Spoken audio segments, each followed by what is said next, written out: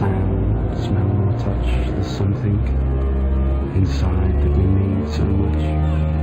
The sight of a touch, or the scent of a sand, or the strength of an oak roots deep in the ground. The wonder of flowers to be covered and then to burst up through tarmac to the sun again, or to fly to the sun without burning a wing, to lie in a meadow and hear the grass sing, to have all these things in our memories stored, and to use them to help us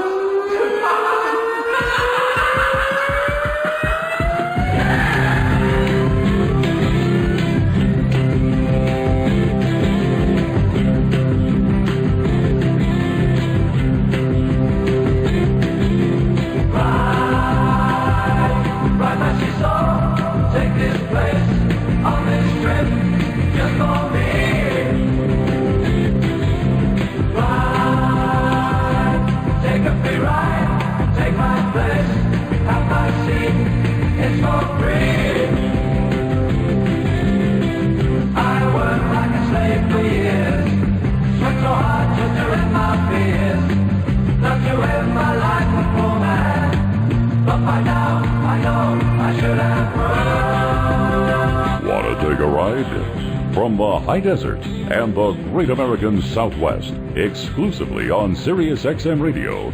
This is Dark Matter with your host, Art Bell. Now, here's Art. Greetings and welcome to Extraterrestrial Radio. It's a pleasure to be here. I am Art Bell. And last night we were considering, all of you were considering that you didn't like the name I gave for the ghost show on Halloween. You know, Dark Matter Halloween, I thought it was all right. Apparently it was far too pedestrian for most of you. So, we have a winner. I'm declaring a winner. The new name is going to be Spooky Matter. That's pretty good, I think, Spooky Matter. Credit goes to Steelbot on Bellgab. Bellgab is a site. Bellgab. Bellgab. Actually, there are a bunch of very vicious critics and only vaguely lovable, but it's pretty cool. And so if you get a chance, go to Google, put in Bellgab, and go take a look. It's a site where people, I don't know what they do there. Anyway, they do it. So you might check it out. Now, I'm getting a lot of emails from all over the world. Britain, and on and on and on. Far East, all over the world, actually. Countries all. How do I subscribe? Well, mostly you can't. Here's the deal. Look, Sirius is originally, when it was conceived, it was meant to be a U.S.-only deal. And then there was a Canadian company, I guess, that formed and carried it in Canada and so forth and so on. So even though the signal goes all over the place, well, it doesn't go to Europe and it doesn't go to Asia. So you really can't subscribe except for this little nugget of information. And you can pass this on to your friends overseas. Many of them will hear it because many are listening anyway. If you have a U.S. address, and I'm not saying to do this because probably it's not right, but if you have a U.S. address and you have a credit card in the U.S., well, then you can subscribe. I mean, probably shouldn't be saying that, but it's the truth. All you need is a U.S. address and a U.S. credit card, and they don't know where the heck you are. So, go ahead. Anyway, Sirius is looking into overseas subscribing for these kinds of shows because there's really no reason you shouldn't be able to. Don't forget ghost stories. When you have them, if you have a really good one, briefly tell it, just encapsulate it, and then include your phone number. Send it to artbell@artbell.com. That's my email address, artbell@artbell.com. And maybe we'll call you during Spooky Matter. Fireballs, fireballs, fireballs. Sightings are becoming alarmingly common these days from the anomalist. This one gave a spectacular light show as it streaked over Indiana Saturday night. Even more alarming, the report of 2 dead after a house fire in Ohio, suspected to be the result of a meteorite. That's like one of my biggest fears, that I'll look up and I won't see it streaking across anything. I'll see it as a dot growing larger and larger, coming right at me. What a way to go. Actually, not the worst way to go when you think about it. The deepest earthquake ever recorded. 8.3. I said deepest, not biggest. About 600 kilometers down. It's very mysterious how these earthquakes happen. This one in the Sea of Okhotsk in Russia. 610 kilometers down. 610 kilometers of overlying rock. Now, the scientists are puzzled. Why?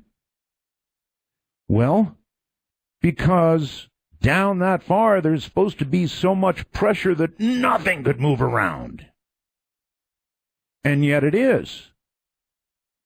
Scientists are very confused. It was quite a moment, actually. Deep earthquakes occur in the transition zone between the upper mantle and lower mantle, from 400 to 700 kilometers below the surface. But it just shouldn't be happening. And so everybody's shaking their head about it, and I wonder if maybe we don't know as much about the inner earth as we thought we did. You know, what's really down there anyway? Government's closed, but the markets are up. Now, I was wondering about that. The free market, in other words, likes closed government. The day before it went down, but the government closed and the market went up. Now, what's that all about? Maybe the free market's saying, yay. Yeah, get out of the way. International inspectors running around in Damascus and elsewhere trying to find all the chemical weapons, supposed to be about 1,000 tons of them. And I imagine these other government guys running around with them too. So it'll be a chase. The digital domain is creeping off our desktops and onto our bodies. From music players that match your tunes to your heart's beat to mood sweaters, is that cool? That change color depending on your emotional state, blue for calm, red for angry. There are vacuum shoes that clean the floor while you walk, and fitness bracelets, anklets, and necklaces to track your calorie burning. Oh, my God. Everyone agrees the race is just beginning, so get ready out there, everybody. I think we're going to see some very big leaps in technological fashion, I guess. Wonder what color it'd be for horny. Wouldn't that make walking down the street an interesting experience? And you know, all day long, all they're doing on TV is doing the government shutdown thing, interviewing politician after politician, and I'm so sick of it. I think if I was a reporter, I'd travel with my microphone and a guy named Guido. And Guido would stand next to me. And I'd ask the politician a question, whether it be from the left or the right. And when he gave me his usual non-answer, my God, they're good at that. Never even actually addressing what you ask. But they can talk. In fact, that applies to some Coast guests, too. Anyway, I'd have Guido with me, and I'd you know, after my non-answer, I'd say, look, Congressman, you see Guido here? I'm going to ask you the question again. If Guido doesn't like the expression on my face after I get the answer, if I'm not smiling, Guido's going to rearrange you. Then I bet you'd get an answer. Yes, sirree, sir. We've got a stereo check we've got to do here in a minute, too. So get ready. We're going to do I'm tired of getting emails about, it's not coming out of my left channel. It's not coming out of my right channel. So we're going to do a check. But first, I'm going to tell you about the Senta 40 wooden headphones. These are hard to advertise. I mean, they really are. These are the most incredible, fantastic headphones you've ever wrapped around your head. But how do you advertise wooden headphones? It sounds vaguely Dutch or something, right? So my job is to advertise wooden headphones. Actually, they're gorgeous. They really are gorgeous. If you want to see them, go to ccrane.com. They've got wood housings, and it is my position that these wooden housings, even though they're gorgeous, produce a bass response that you're not ever going to get any other way. I'm serious. It's superb sound. And it's cheap, too. $59.95. Somebody noted the other day almost everything I sell is $59.95. These are remarkable headphones. Trust me on this and order them. You'll never be sorry. I know a lot of people listen in bed or whatever. They've got a folding design so they store very easily. They come with a flexible headband, ultra soft ear cushions. It'll just make love to your ears. Comfortable, lightweight, adjustable, full range of response, best you've heard. So do it. Call them right now. Why wait? The number is 1-800-522-8863. Again, what do you want to ask for? You want to ask for the Senta 40 wooden headphones. They look wonderful, and they work even better. 1-800-522-8863, the C. Crane Company. Okay. Now we're going to do a stereo test. I've been getting all these emails. Yeah, I don't get the left channel. I don't get the right channel. I don't get it combined. So here we go. Are you ready? Are you listening really carefully? Because the song I'm going to play is going to start in the right channel, and then it's going to switch to the left channel. You ready? This is right channel. Right channel. Left channel. That's a left channel.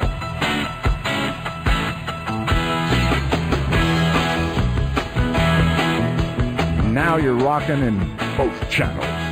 This is Dark Matter. I'm Art Bell.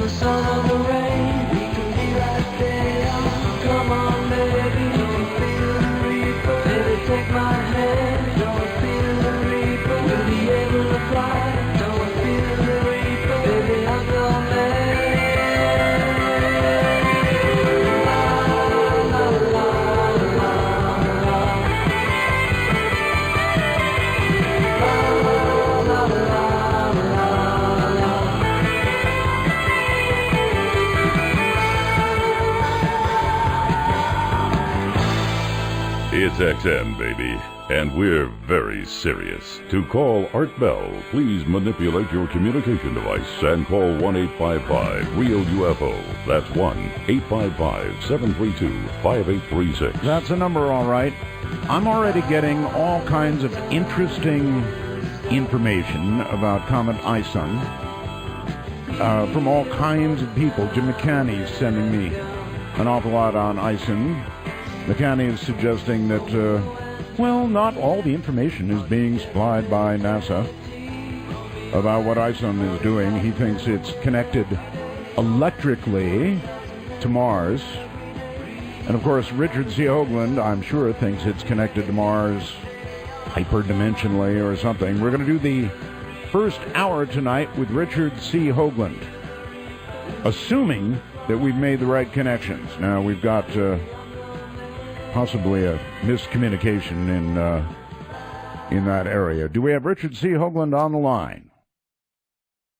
He's calling in, I'm told, right now. Okay, so what is it that Jim McCanney thinks? He thinks that information about ISON and the electrical activity as it attaches itself in some way to Mars is being hidden from us. You might make an interesting guess. It developed a sunward spike, according to him.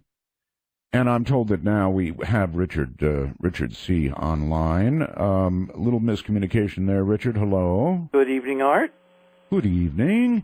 You're going to tell us tonight about, a number of things, but ISON for sure, right? You bet. All right, let her rip, Richard.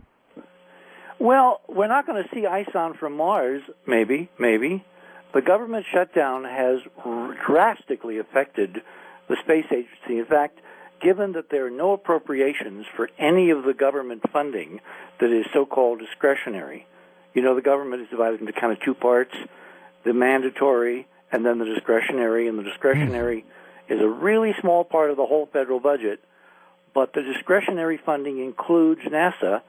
NASA has between 18 and 19,000 employees. They have sent almost everybody except 600 people, who are mostly security guards and computer types, home during this shutdown. So my producer told his daughter they cut off the air for the space station. She really got angry. You mean the live feed? No, the air. Oh, no, that's not... Oxygen, Richard, oxygen. That's not airtime. That's nonsense. No. Yes. I know it's nonsense. Anyway, go ahead. Anyway, yeah, whoever told her that, they should be, taken out to the woodshed. You didn't tell her that, did you? No, he told his daughter that. Oh, that's nuts. Anyway, no. Upset. Mission control is up and running. Obviously, we have astronauts in orbit going around every, 90 minutes. Yeah, they're still getting air. And they're still getting air, yes. But all the computer people, all the science people, all the support systems, all the guys in the back room, all that, they've all gone home. So if there's a problem, NASA will have to call all these people back to work, and if they really have to go and get them, we can't get them anyway because we have no space lift capability. It's going to be the Russians, who are not affected by the current U.S. government shutdown. So, yeah, we'll be able to get them home. But where the rubber meets the road for tonight's discussion, there was supposed to be, and we'll get into this in a few minutes with some images, some really wonderful imaging attempts from the surface of Mars by the Curiosity spacecraft to take images of Comet ISON as it flies by a little over 6.5 million miles above the Martian North Pole. All right, listen, everybody. You need to go to artbell.com right away. We're about to discuss photographs. So when you get to artbell.com, you want to go to the Hoagland 10-1 images. You want to click on all images and get the first one of ISON, which is very pretty, on your screen, and then you'll be ready to progress with this. But if you don't go to the website, you're going to be lost. Artbell.com, Richard Hoagland, 10-1 images, right? That's right. Okay. Anyway, so yeah, let's go to image number one. Because okay. Among other things that has been shut down, I mean, literally, NASA is closed. And what was interesting is out of all the federal government and all the various agencies that literally have no money, so all these people have been furloughed, like 1 million government folks furloughed. Mm-hmm. The president singled out yesterday NASA to cite as one of the casualties of this Tea Party-imposed government shutdown. Mm-hmm. And I thought singling out NASA was very interesting. Well, why is it interesting? Well, look what they're planning to do. If you go to image number one, this is a schematic plan published a little while ago by Space.com. for the FYI 2014 budget, NASA is planning to begin to go out and find an asteroid in the right orbit, exactly the right orbit, nudge it into an orbit that will intersect the moon with a solar electric propulsion system. Get it in orbit around the moon. And put it in orbit around the moon, so we then can send up astronauts on the new Space Launch System and the Orion, crew module to sample it and begin to learn how to mine asteroids in Earth orbit. And, of course, that asteroid will be available to all the private ventures that are currently going on. The Google folks and Elon Musk and, Richard Branson and all those private guys that are really doing interesting things on the space frontier, because the big high-ticket item for making space pay, for actually bringing the riches of the solar system, as my old friend Kraft Erica used to say, the magnificent heritage down to Earth. What would it be? Well, you'll be able to mine asteroids for precious metals, for water in space. I mean, literally water in space for astronauts to drink and to split apart for oxygen and all that. Right. Equals fuel also. Yeah, I know water is very important. But in terms of actually mining from an asteroid, I'm kind of curious. Unless you've got a giant diamond, for example, or something much more... I don't know, worthy than, what would it be? What would be worth mining it? Well, it all depends on where. Remember, every single pound to support the ISS space station is taken up from the Earth. The cost, which is why we're looking at Musk and Branson and others for private space activities, is in the order of $10,000 per pound. It's more expensive to ship a pound of water to the space station than it is to take diamonds. Water in so space what would be on an asteroid that would be worth enough to be doing it? If it's the right asteroid, if it's a carbonaceous chondrite, water is about 20% by weight of a whole class of asteroids. And we don't know, they're going to do spectral surveys and try to pick the right one. The problem with this little plan is you got to get one that's around 500 tons. That's not a small boat. Richard, I thought there was water on the moon at the poles, right? Didn't they find water? But there's a big gravity field on the moon. The gravity field of the moon is 1/6 that of Earth. It costs money, a lot of money with rockets, that primitive, technology to lift a pound of water from the moon. So what you'd ideally like to have is water in a zero-grav environment in space to ship from point to point in space to build a space industrial infrastructure that basically is operating in a zero-G environment. And that's why this asteroid project is so critical to not just the future of NASA, but to the future of all of us. We need to become a space civilization at warp 9. We are running out of stuff on Earth. We're despoiling the planet. We're killing our future. And we're running out of resources. Well, there's infinite resources in space if we can find them and tap them and utilize them, and that's what this project is planning to do. But there was a 3-day conference in Houston that began Monday, was supposed to end tomorrow. It had to be canceled in mid-conference. Why? Because all the NASA people who have airplane tickets and using their NASA credit cards have to go home because they can't pay anybody anymore. The government has shut down NASA. Okay. So I get it. This is a... I really didn't think of water as a very valuable commodity, but you're right. In space, of course, it would be priceless. See, everything that has value is all relative. You can't eat diamonds. You can't drink diamonds. No. Water, we are 90+% water. Water in space is more valuable than any desert on this planet, and asteroid mining will make it available. If you use solar energy to simply heat the asteroid up, extract the 20% water, if you pick the right one, you've got almost free water in a zero-grav environment to do amazing things, because it ultimately can even be used to make rocket fuel for clunky old rocket engines. You just rarely hear a girl say water is a girl's best friend. They will in orbit. All right. So, moving on. Yes. I thought we'd do a reprise. I want to see your unspoiled reaction to image number 2. Okay. Image number 2. Let me get it closer.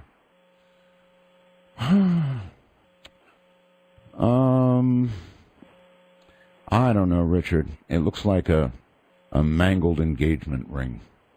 Okay. That's the best you're going to get from me. I don't know. If you look on the shadowed, all right, look on the shadowed side. Okay. It's like a trash can with the lid still on it. Okay, a trash can. This is Rorschach stuff, but okay. Well, a trash can. It's regular. It's regular geometry. It's got it's all no kinds number of, 9, brother. It's interesting, I grant you, but it's no number 9. Love number 9. You just like long engagements. That's why you mentioned the ring. Yeah. Okay, so go to number 3. Okay, going to image. Well, wait a minute. I've got to go back now, and then down to image number 3. Okay, I guess I'm going to get increasingly thrilled as we move along. Image number 3. Here we go. All right. This is a stereo view of your favorite. Okay, now you're talking, baby. Here's number 9. Here's number 9. You know what a bunch of people told me? They thought number 9 was so good, Richard, that they wanted the NASA number so they could go pull it up themselves. Do you have the NASA number for number 9? Yeah, Keith didn't put them up on this page tonight, but it's on the previous page from my previous show. We have 3 images of number 9, 2 taken within minutes of each other, and then the one that I've got listed tonight taken 13 days before they moved the rover a little closer, so we got a stereo view. I will have Keith, tonight put up the images or the image links on this page so they click right on the image link underneath. Is my producer. He was astounded by this, and so astounded that he refused, I think, to buy into it until he got the original NASA photograph and did his own imaging, of that photograph. So there you go. So now number 9 has 2 suitors. Yeah, it's got a lot of suitors. I mean, that's a pipe. Well, yeah, we got a stereo. You can if you actually, I didn't size it correctly, so you can actually see stereo because that's a very complicated process, and no one will believe it anyway. So do it yourself. But the links are on the first page of number 9 from 2 weeks ago, week and a half ago, and I'll make sure Keith puts the links on this page. But yeah, we've got 3 separate images by the Curiosity M100 camera of this thing sitting out there in the desert a few, maybe 20, 30 feet away, that's obviously got all kinds of complex geometry and a pipe sticking out toward the camera. Yeah, there's no doubt about it. I'm sold on this one. The only question I think about it is not whether it's natural or not. It is not natural. The question is, could it have been from some previous, Russian or American space mission? That is a totally legit question. That's the only one that I see that stands in the way of, oh, my God, that they were there. And the answer is you go to look at all the mission histories, which are available all over the web. Just Google. There is no previous mission by Russians, Japanese, Chinese, Americans, whatever, that has ever come anywhere close to Gale Crater. Now, let me raise another speculation, or what we like to call in the business a scenario. Suppose there is a secret space program, Mark. I'm sorry, a secret what? Space program. Oh. Okay. Run by folks that have nothing to do with NASA. It would have been very expensive, and that might have something to do with why the government shut down and run out of money on it. Well, I have no idea. The only mundane explanation that one can invoke for this object is that a secret space program went to Gale a decade ago, 2 decades, whatever, and left this, dropped it as part of the hardware. Okay. That raises so many bizarre questions that it's almost as good a possibility as that the Martians left it. However, there is a way to tell, even by just a photograph. When you look close up, you told me last time I should have had a closer picture of it, so I put up the stereo and close up. Right. Look at the surface. Does that look like a pristine new surface to you? No. Looks really corroded and beat up, and although there is of course, a shiny part of it, and that's also very, very hard to account for. Well, if you want to call it a rock.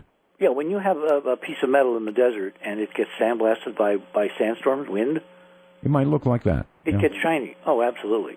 Just go to any desert and look at old beer cans or whatever. They don't have any labels anymore, or Coke cans, but they're as shiny as heck because the sandblasted them. That's So this looks like a corroded ancient artifact. Parts of it sandblasted by Martian dust storms. Very, very, very, very old. Even if it was, let's assume this was part of a secret program. Remember Bill, what's his name? Oh, who was the Navy intel guy that got gunned down in Arizona? William Cooper. Remember how he claimed there was a secret space program going back to the 60s that went to Mars? Yes. All right, let's assume that Bill is right, and that this is an artifact left over from a secret space program mission in the 1960s. That's only 50 years. All right, and I'm pretty sure that would have been an American secret program, right? And it would be nice and shiny because there's no oxygen, there's no corrosion, no rusting in a brief period of time on Mars of 50 years. So if this thing is really, really old, which the data says it is, it's got to be much older than anything humans have done in the last 100 years, or the last 1,000 years, or maybe the last 10,000 or 12,000 years. It could be, here's another possibility, an artifact from a human mission from Earth during the last time there was an ancient high-tech civilization on this planet. Well, my guest last night would be all over you for that. You mean Mike Kaiser? That's correct. Okay. Well, Mike and I are old friends. Haven't heard the show yet because I was kind of watching the government self-destruct. Well, he doesn't believe in that kind of stuff. That there was an ancient civilization anywhere on Earth? That's right. Well, I mean, not a technological one. And, for your piping, whatever you call that, there would have had to have been a real space program, technological civilization. No, Heiser doesn't believe that at all. Not at all. So who made Mike Heiser the final authority? Well, nobody. You have to drive it with data. Look at what Graham has got. Look at what Brian Forster has got. Look at what all these independent rogue archaeologists, my old friend John West, everyone who's looked at this seriously, looked at the ancient structures, the sacred sites, the evidence, the texts, and all that, they say we are not the first. And I've got measurements of ancient temples with this physics that when we get to do that show someday are going to knock your socks off because they're doing things that nobody should have known how to do hundreds, if not thousands of years ago. So all I'm saying is at the moment, since we don't have ground truth, we can't, what's really weird, Art, is that they saw this stuff in the distance from the Curiosity imagery, and for a mission named Curiosity, they drove right by.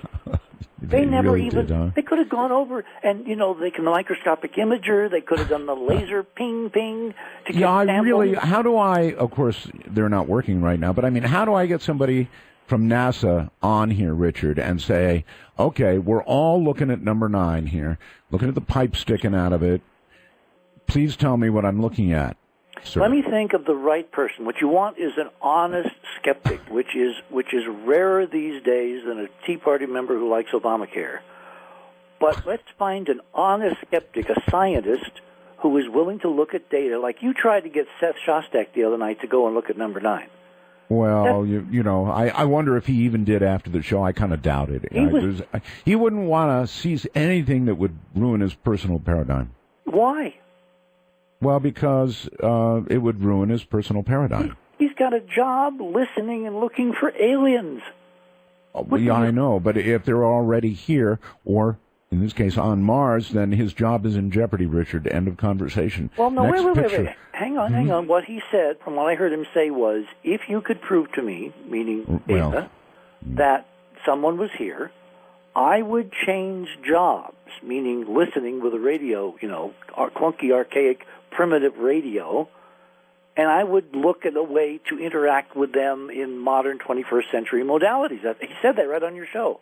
Oh yeah, I'm sure he said that, and the comments were mine as sort of a comical observation. I don't think he likes things like they're here now. If they're here now, then he's got a problem, and that's but if they're here now, editorial comment. If they're here now, it gives him infinite job security. Because how many people on planet Earth have a background to deal intelligently with ETs, aliens, artifacts, whatever? There's only a handful.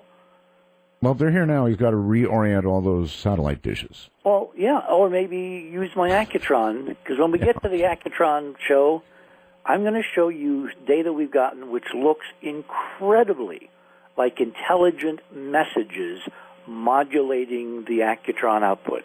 And I'm willing to look. Oh, it's astounding.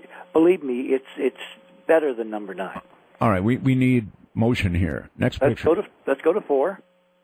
Okay. This is, for people who don't look up in the sky anymore, I wanted to put up an image tonight of what a really, really spectacular comet looks like. This is a photograph that was taken in the southern hemisphere, I think in Australia, in the spring of 2011, when Comet McNaught flew by, and the orbit was such that you really couldn't see it from the northern hemisphere, but you had one heck of a view from the southern. God, that is absolutely gorgeous. Isn't that spectacular? Yeah, this is what they've been saying we might see with ISON. Except. All right, now can I stop you right there and ask you, what is your best guess right now, Richard? Is it going to be 15 times as bright as the moon, or is it going to be a giant disappointment, or something in between? The honest answer is I haven't a clue. Comets are notoriously unpredictable. Like I remember back in the prehistory, your prehistory, because you and I hadn't met for decades yet, 1974, when I was at the Hayden Planetarium in New York, I borrowed the Queen Elizabeth II and took a whole bunch of people and my director to South America and back for 2 weeks, tracing Comet Kohoutek. And believe me, it was so amazing to stand on the fantail and pick up the phone and call the bridge and say, "Sir, would you please move, her bow 20 degrees to port so that the plume doesn't drape itself across?" And they did it. Oh, talk about power, talk about the feeling. And we had a great view. Now Kohoutek was a dud for everybody else because you had to be in a super dark sky with no lights, no scattering, no glare, no water vapor, no whatever. And from the middle of an ocean, it was really great to see from the deck of the QE2. But most people live in cities, so for them it was a dud. It is, given the projections of the comet of the century, always beware of the hype, comet of the century. Note to self, do not follow hype on comet of century. Okay. I am really concerned that the overhype of Comet ISON. However, comets are incredibly unpredictable. So it could surprise us. It's going to come within 700,000 plus or minus a few miles of the surface of our seething 10,000 degree Fahrenheit sun. It's going to get so close it will boil furiously.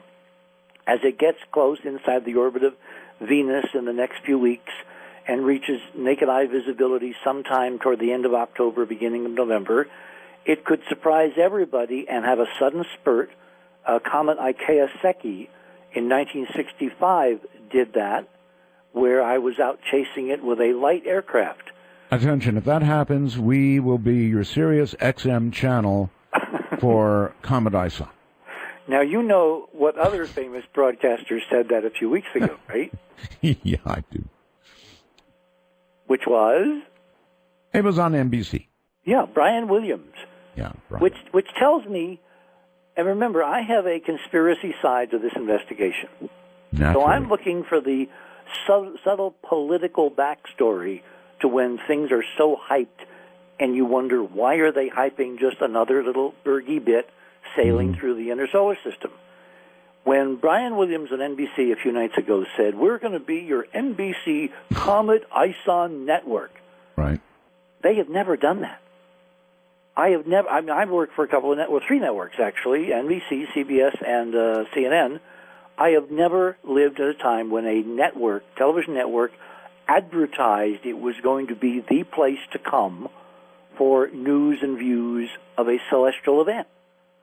Yeah, well, if it poops out, he's going to feel strange, isn't he? Unless they're running on inside info which raises all kinds of questions we'll get to in a couple of minutes. Let's go to number 5. I'm there. Okay. This is an exquisite ISON simulation.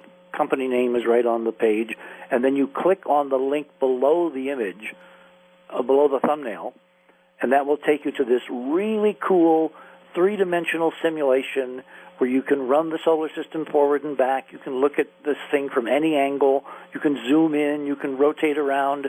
The comet, of course, is totally fake. It's a big, huge sixacular comet, but that's on the schematics so people can see what the comet is supposed to be looking like at that moment. Right. This is the single shot, the photo I grabbed for tonight. Tonight, ISON moves around 6.5 million miles above the northern hemisphere of Mars. We have assets at Mars. We have the Curiosity rover and the Opportunity rover on the surface. When I say we, I mean the United States. Can I ask 2 fast questions? Sure. Why is it turning green? That's the image we get to in a couple of minutes. Oh, it figures. Yeah. All right. Let me save that until we get, because it's 2 images down, okay? So if you like the still, click on the link, everybody. Have fun moving around looking at this geometry of ISON over the next several months. Let's go to number 6. Okay. Takes me a second. Numbers is all on artbell.com. If you're just joining the show, go to artbell.com. Richard C. Hoagland images. He's got a bunch of them. Number 6 looks like... This is the view, simulated view, of what ISON should look like if Curiosity was able to send us images. But because of the government shutdown, which coincidentally happened the night ISON flies by Mars, we're not going to see anything for we don't know how long. Now, I am praying that the JPL folks actually pre-programmed Curiosity to Jim McCanney sent me a bunch of information, Richard. He thinks they're hiding data on purpose, and he thinks they're doing it because there's an electrical connection forming to Mars that they don't want everybody to know about. Well, it is possible. It's technically possible. I don't think that Jim is right for a whole bunch of reasons that we obviously don't have time to get into now. Okay. But it'll be a useful discussion. Maybe sometime you can have him and me on together and we can have a wonderful food fight in an intellectual, high-level way. But for whatever reason, we're not going to see not only live images or tape. They don't tape them. They put them in digital memory. Then they download them over the next day or two. We're not going to see any of this stuff because the data acquisition from all of NASA's spacecraft orbiting or on the surface of Mars. We got 2 spacecraft in orbit. We have Mars Odyssey, which has a damn good camera, and we've got essentially a telescope, a miniature Hubble telescope orbiting Mars in the Mars Reconnaissance Orbiter spacecraft called HiRISE, which has like a 2-foot, I think it's a 2-foot mirror, maybe it's a 1.5 foot, whatever. It's almost as big as Hubble. Now, normally it looks down to get really super high magnification images of Mars that show things, a few inches across. You turn that baby and look into space at ISON, when it's only 6.5 million miles away, you're going to get a spectacular view. All right, Richard, hold it right there. Hold it. We've got to take a break. And so take a break we shall. Richard C. Hoagland this hour, and then Whitley Strieber coming right up.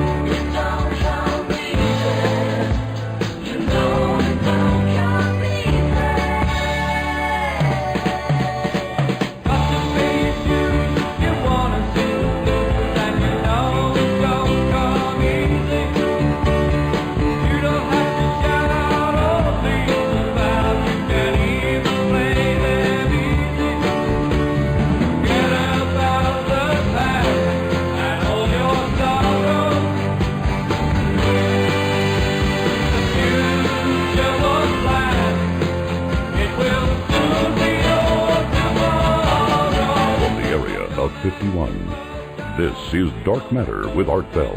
To join the show, please call 1-855-REAL-UFO. That's 1-855-732-5836. All right, Richard C. Hoagland is here. Coming up top of the hour is Whitley Strieber.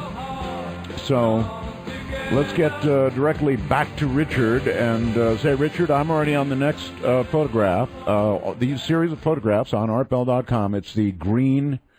It's the green. And so tell me why this comet is turning green. Okay, magic number 7, image number 7. Right. This is a Earth photograph taken by an exquisite amateur British astronomer named Damien Peach, who has one heck of a website. Go Google him and go look at his stunning images. He's doing professional Hubble-level stuff with an amateur's telescope from Earth. This was a photograph he took a few days ago, and the comet is wonderfully emerald green. Why? It has to do with chemistry. Whatever comets are made of, when they get close to the sun, the solar ultraviolet light, both the wavelength and the intensity, the brightness increases. The brightness increases as it gets closer and closer. There's a magic point reached where the chemicals begin to combine. First of all, they have to melt. They have to sublime in a vacuum.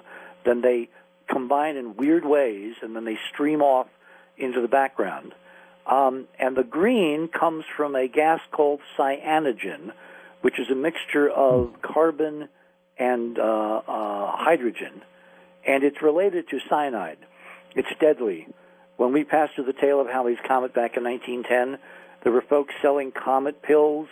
There were other folks trying, to ward off the cyanide. That'd be over on another radio channel. Yeah. Yep, cyanogen. And pills, they were even selling submarine rides and telling people to take several days' worth of provisions so you could stay alive underwater while the rest of the population was gassed to death. Needless to say, the amount of cyanogen is a wisp because the pressures and densities are, a trillionth of the Earth's atmosphere. So it's an interesting phenomenon. The cyanogen may, in fact, be a clue as to the real nature of some comets, because not all comets turn green when they approach the sun. So let's move on to number 8. Okay. This is the one that really blew everybody's mind on the web, a few weeks ago. This is a Hubble view from the Hubble archive, and below the image, below the thumbnail, there is a link directly to the Hubble archive, so you can see this is officially in the Hubble archives of the Hubble Space Telescope. This is a close-up with Hubble of the nucleus of Comet Ison, showing a stunning, ready for it, tetrahedral 120-degree geometry of apparently 3 pieces in the nucleus of the comet. Except that's not what you're seeing. What you're seeing is geometry created deliberately by NASA at the Hubble Institute for God knows what reason, Art. I could speculate, but we don't have time because Whitley's coming up at Warp 9, so I got to move through these fast. But the geometry was absolutely unequivocally created by the timing of when the Hubble camera was ordered to take the 440-second each 3 images that for some reason NASA composited all into one black and white image, which is never done. This is not how you do science on comets. So somebody at NASA wanted us to see this geometry. The geometry has a hidden meaning to someone somewhere. That's another show.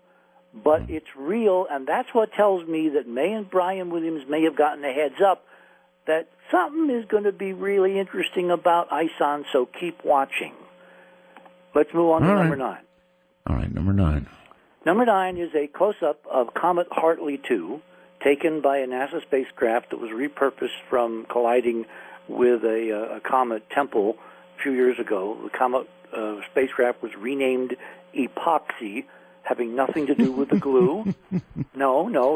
What a name, though. It's not a reference to the famous incident of Art gluing his lips together, although they may actually, deep inside, be chuckling with these secret codes. Who knows?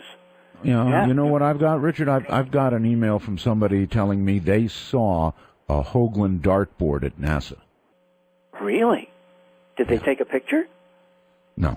Oh, darn. They should send me a picture. Anyway, so number 9 is a close-up taken by the epoxy spacecraft of the nucleus of Hartley 2 in several different spectral filters, showing basically elements coming off the comet. The blue one is the water vapor distribution. The red one is the dust. That's infrared, by the way. That's why it's glowing so brightly. The green is CO2. The kind of whitish one is ice, just scattering of sunlight from ice coming off, because comets are supposed to be mostly water, which sublimes in a vacuum. That's their natural model. But the interesting question about this portrayal by NASA is, why are the elements segregated to various regions on this little tiny object? And we're talking something that's about a mile across, kind of an elongated, mile-long football. And there's no way that a comet forming through accretion in a vacuum back in the solar system formation days, billions of years ago, could segregate elements to various layers. In other words, you wouldn't have the oxygen forming first, then you wouldn't have the CO2 around it, and et cetera, like an onion. So all right, I have a quick question, Richard, and this Okay. is important, I think. I've seen a picture of ISON taken recently that shows something out in front of it, just barely in front of it. What is that? Okay, that was seen in 1957 in a comet called Markov. Google Comet Markov 1957, and you'll see what's called a sunspike. It's an illusion.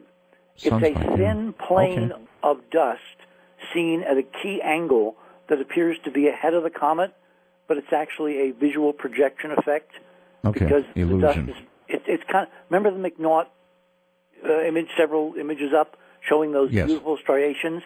I It's do. that seen sideways, projected ahead of the comet visually from our geometric angle.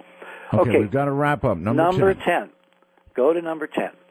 I'm there. This is a color close-up of Hartley by the epoxy spacecraft, leaked to me by sources inside NASA. What Really? do you see?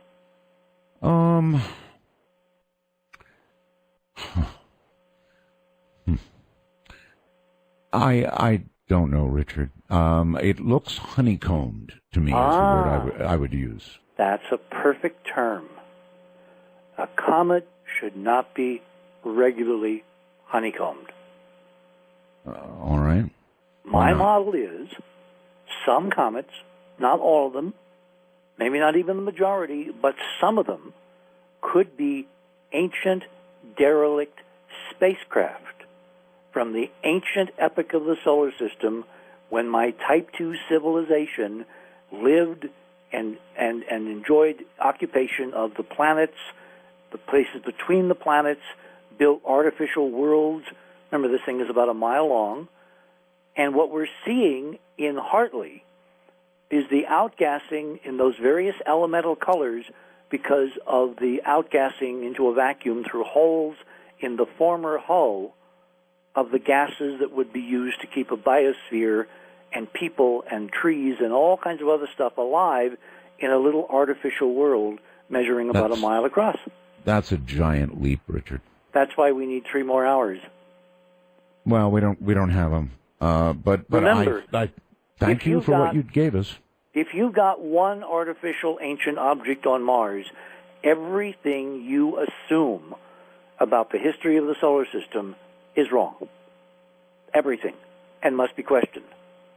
And so this proposition has to be in the mix along with all the other implications of an ancient artifact on a place where NASA says nothing like that possibly can exist.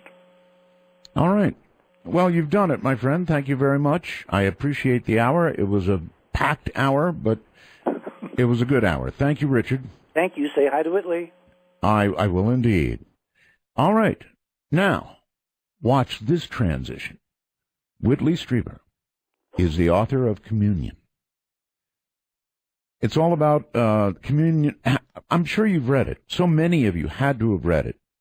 It's about his close encounter of the third kind. And among the best-selling books in history. He's co-author with me of Superstorm, that then became the movie The Day After Tomorrow. He is the author of more than 20 other books, including the spiritual classic The Key, and the largest-selling book on the Roswell incident, Majestic. Most recently, he has published Alien Hunter, in the first of a series of novels about alien and human police working together to catch alien criminals on Earth. His current nonfiction is Solving the Communion Enigma, which describes new breakthroughs that could solve the close encounter mystery once and for all. His website is unknowncountry.com, providing daily news of the Edge. It is also the home of the radio program called Dreamland, founded by Art and Ramona Bell and continued by Whitley to this very day. So here, ladies and gentlemen, is Whitley Strieber. Hey, buddy. The air, Art. Welcome to Satellite Radio. Yes, sir. It's such an extraordinary pleasure to be talking to you again. I think I was among your first guests, and here I am again among your first guests in the new program, and I wish you all the best with it for sure. Thank you. It's really cool. We have so much freedom, so much time. When you actually count up the radio show time versus everything else, we were way ahead here. Anyway, it's good to have you, and it's hard always to know where to start. But well, there's a lot of places to start, and maybe the thing to do is to start with a quick retelling. I think we need to, and the reason is Sirius XM has about 27 million subscribers. And a lot of them are new here, never heard you before, Whitley. So there you go. Let's retell it. Okay, well, what they're going to hear now is something that's very different from what they have been led to believe is true. But we have been the victims of skillful social engineering and the automatic knee-jerk reaction to reject what I'm about to tell you about is wrong. It is a mistake. I am telling the truth. And all through the show, all night, you will hear somebody telling the truth. No matter how strange it seems, just remember, you've been tricked. This is the truth. What you believed before you heard this, if you did not know that this was really happening, was a skillfully designed lie created to mislead you. Now, here's what happened to me. And when it happened, I was just exactly where most people are to this day. I would have scoffed at anybody who talked about close encounters of the third kind as anything except fiction. Actually, Whitley, you know what? I don't know what you were doing back then. When all this began to happen to you, what was your what were you doing? What work? I had just finished publishing a book called War Day with my buddy Jim Konetka. We'd written it together. God, I loved War Day. Oh, thank you. And it was the big bestseller. It was a very politically intense book during the height of the Cold War, essentially warning about the danger of limited nuclear war at a time when elements of the U.S. government were actually beating the drum for a limited nuclear war because they thought that we would survive and the Russians would be destroyed. And the point of the book was to remind people that limited nuclear war or any kind of nuclear war is a really serious business. Well, it sure did that. It did that, and it made a lot of people extremely angry. I received Ted Kennedy had backed the book on the floor of the Senate, had read parts of it, and had been a real partisan of the book. And about 6 months before the communion experience, I received a telephone call from one of his aides warning me that someone in the government, I think he said it was Brent Scowcroft, I don't remember, it could have been any number of people, was gunning for me.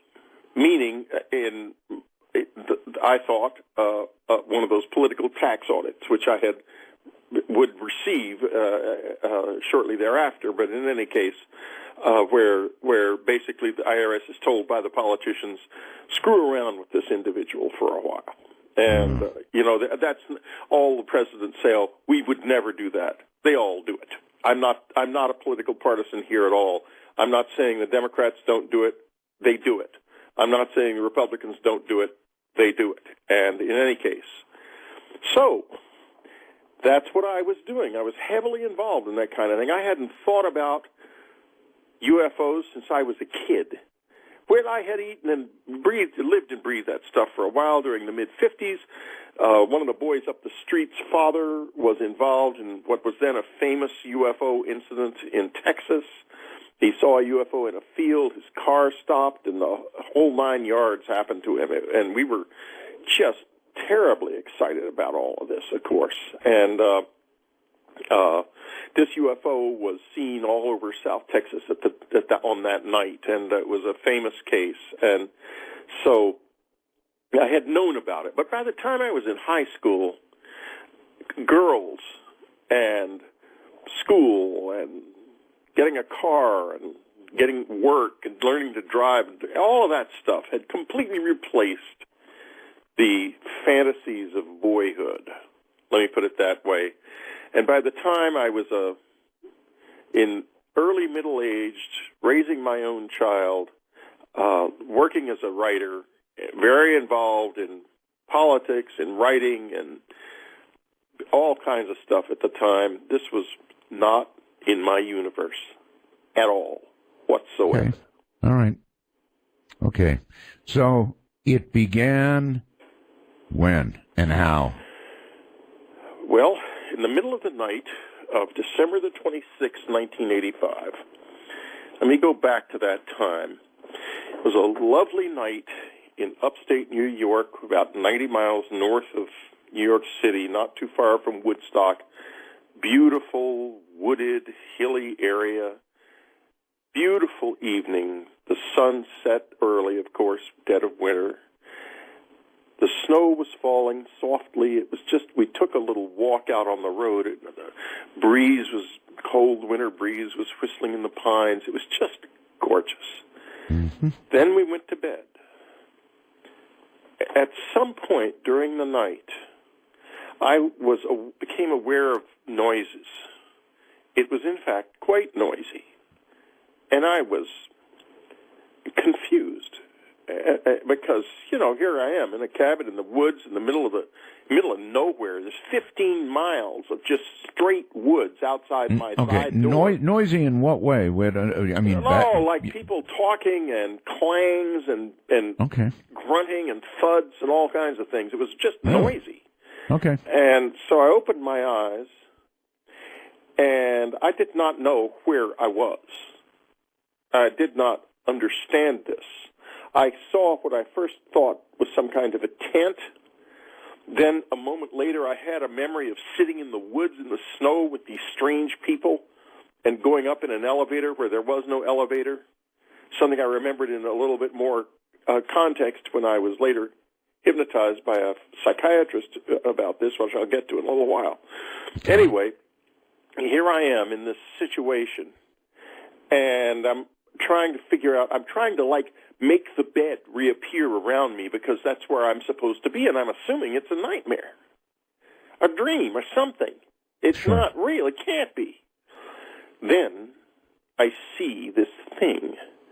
It shoots past toward my feet, a dark blue thing.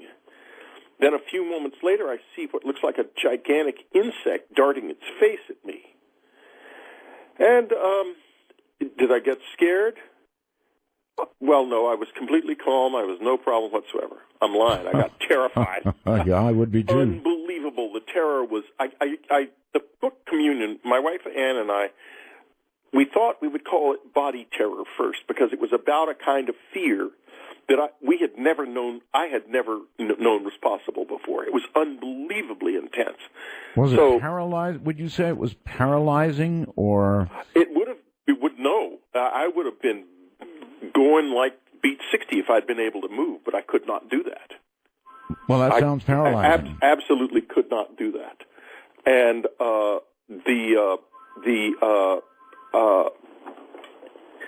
phone is ringing. Yeah, I'm sorry, Art. I don't know how that happened. I must apologize. Somebody dialed the number. Well, somebody dialed another number in here.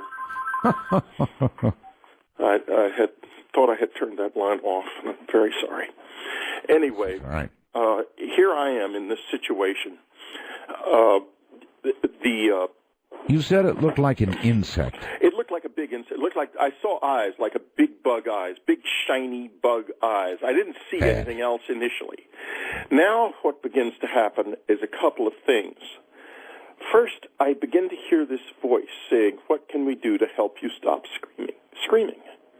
This voice is mechanical and very gentle, female-sounding, but it's obviously a machine, some kind of a recording that somebody's made. And it's not reassuring because it doesn't sound human. It doesn't quite sound like a machine either. It's just damned weird. Damned weird. And I was so confused and frightened by it, and I could not move. The next thing I see Did this thing appear and disappear, Whitley, or did you have eyes on it the whole time, or what? No, I darted around. They all were moving so fast I couldn't see them. I mean, I could see them, but only for seconds. And I didn't have much of a field of vision. Otherwise, I couldn't move my head. I couldn't move anything. And I heard this voice off to the side saying this. Then this blue creature that looked like a gigantic, it was almost frog-like. It was strange, with a blue uniform, a lot of flaps on it, like a jumpsuit of some kind, kind of like a working suit, comes up and starts to open a box that has a needle in it. And by this time, I'm starting to shriek, and I yell out something along the lines of, "You're going to ruin a beautiful mind. You're going to ruin my mind," because it's getting ready to stick this thing in the side of my head, which it does do. Ruin your night. It's going to ruin your life. Mind. I said mind. Oh, mind. Okay. Mind. Oh, no. My night is done. It was ruined already. That night was ruined. I was going to say, hold on, Whitley. We do have a break here. We've got lots of time on satellite radio, but occasional breaks. Whew. Insect eyes. I don't like the sound of that. Big insect eyes. And blue? Not a good color. I'm Art Bell, and this is Dark Matter with Whitley Strieber.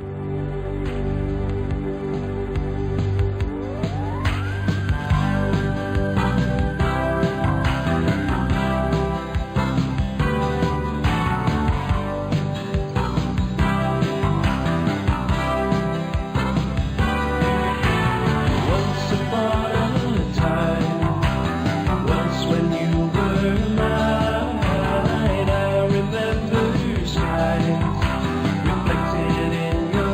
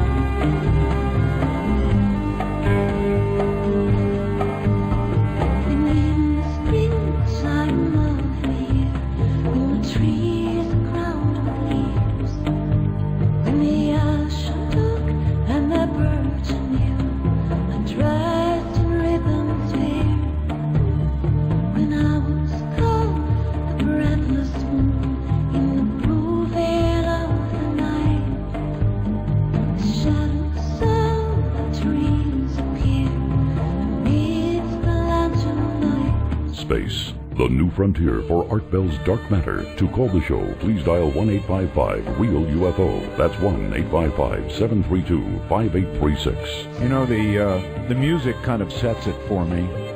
I don't know about you, but it sure does me. It sets the mood.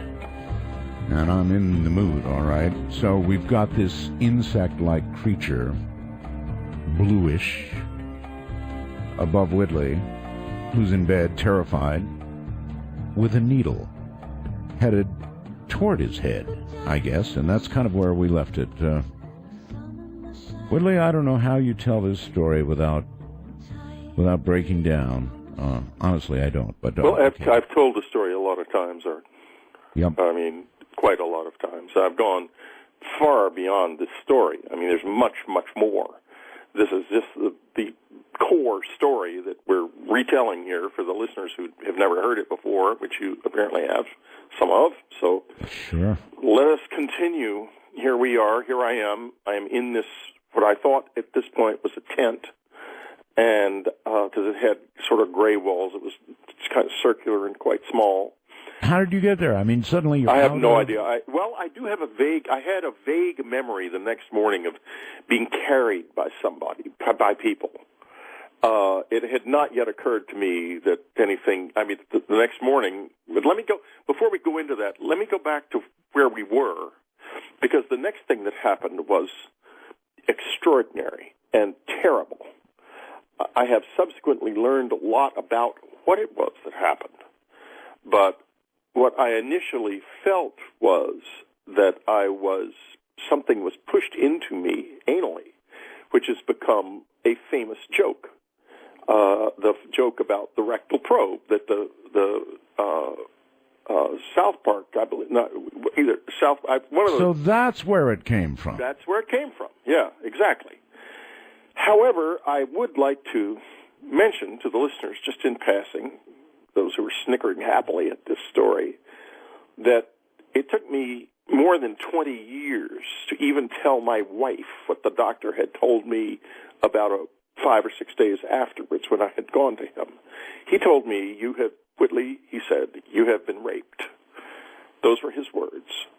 And I was not able to say that, as a result of which I became a national laughingstock for having been raped. I completely understand, Whitley. I completely understand. Really, I do. And I've seen all the jokes about it.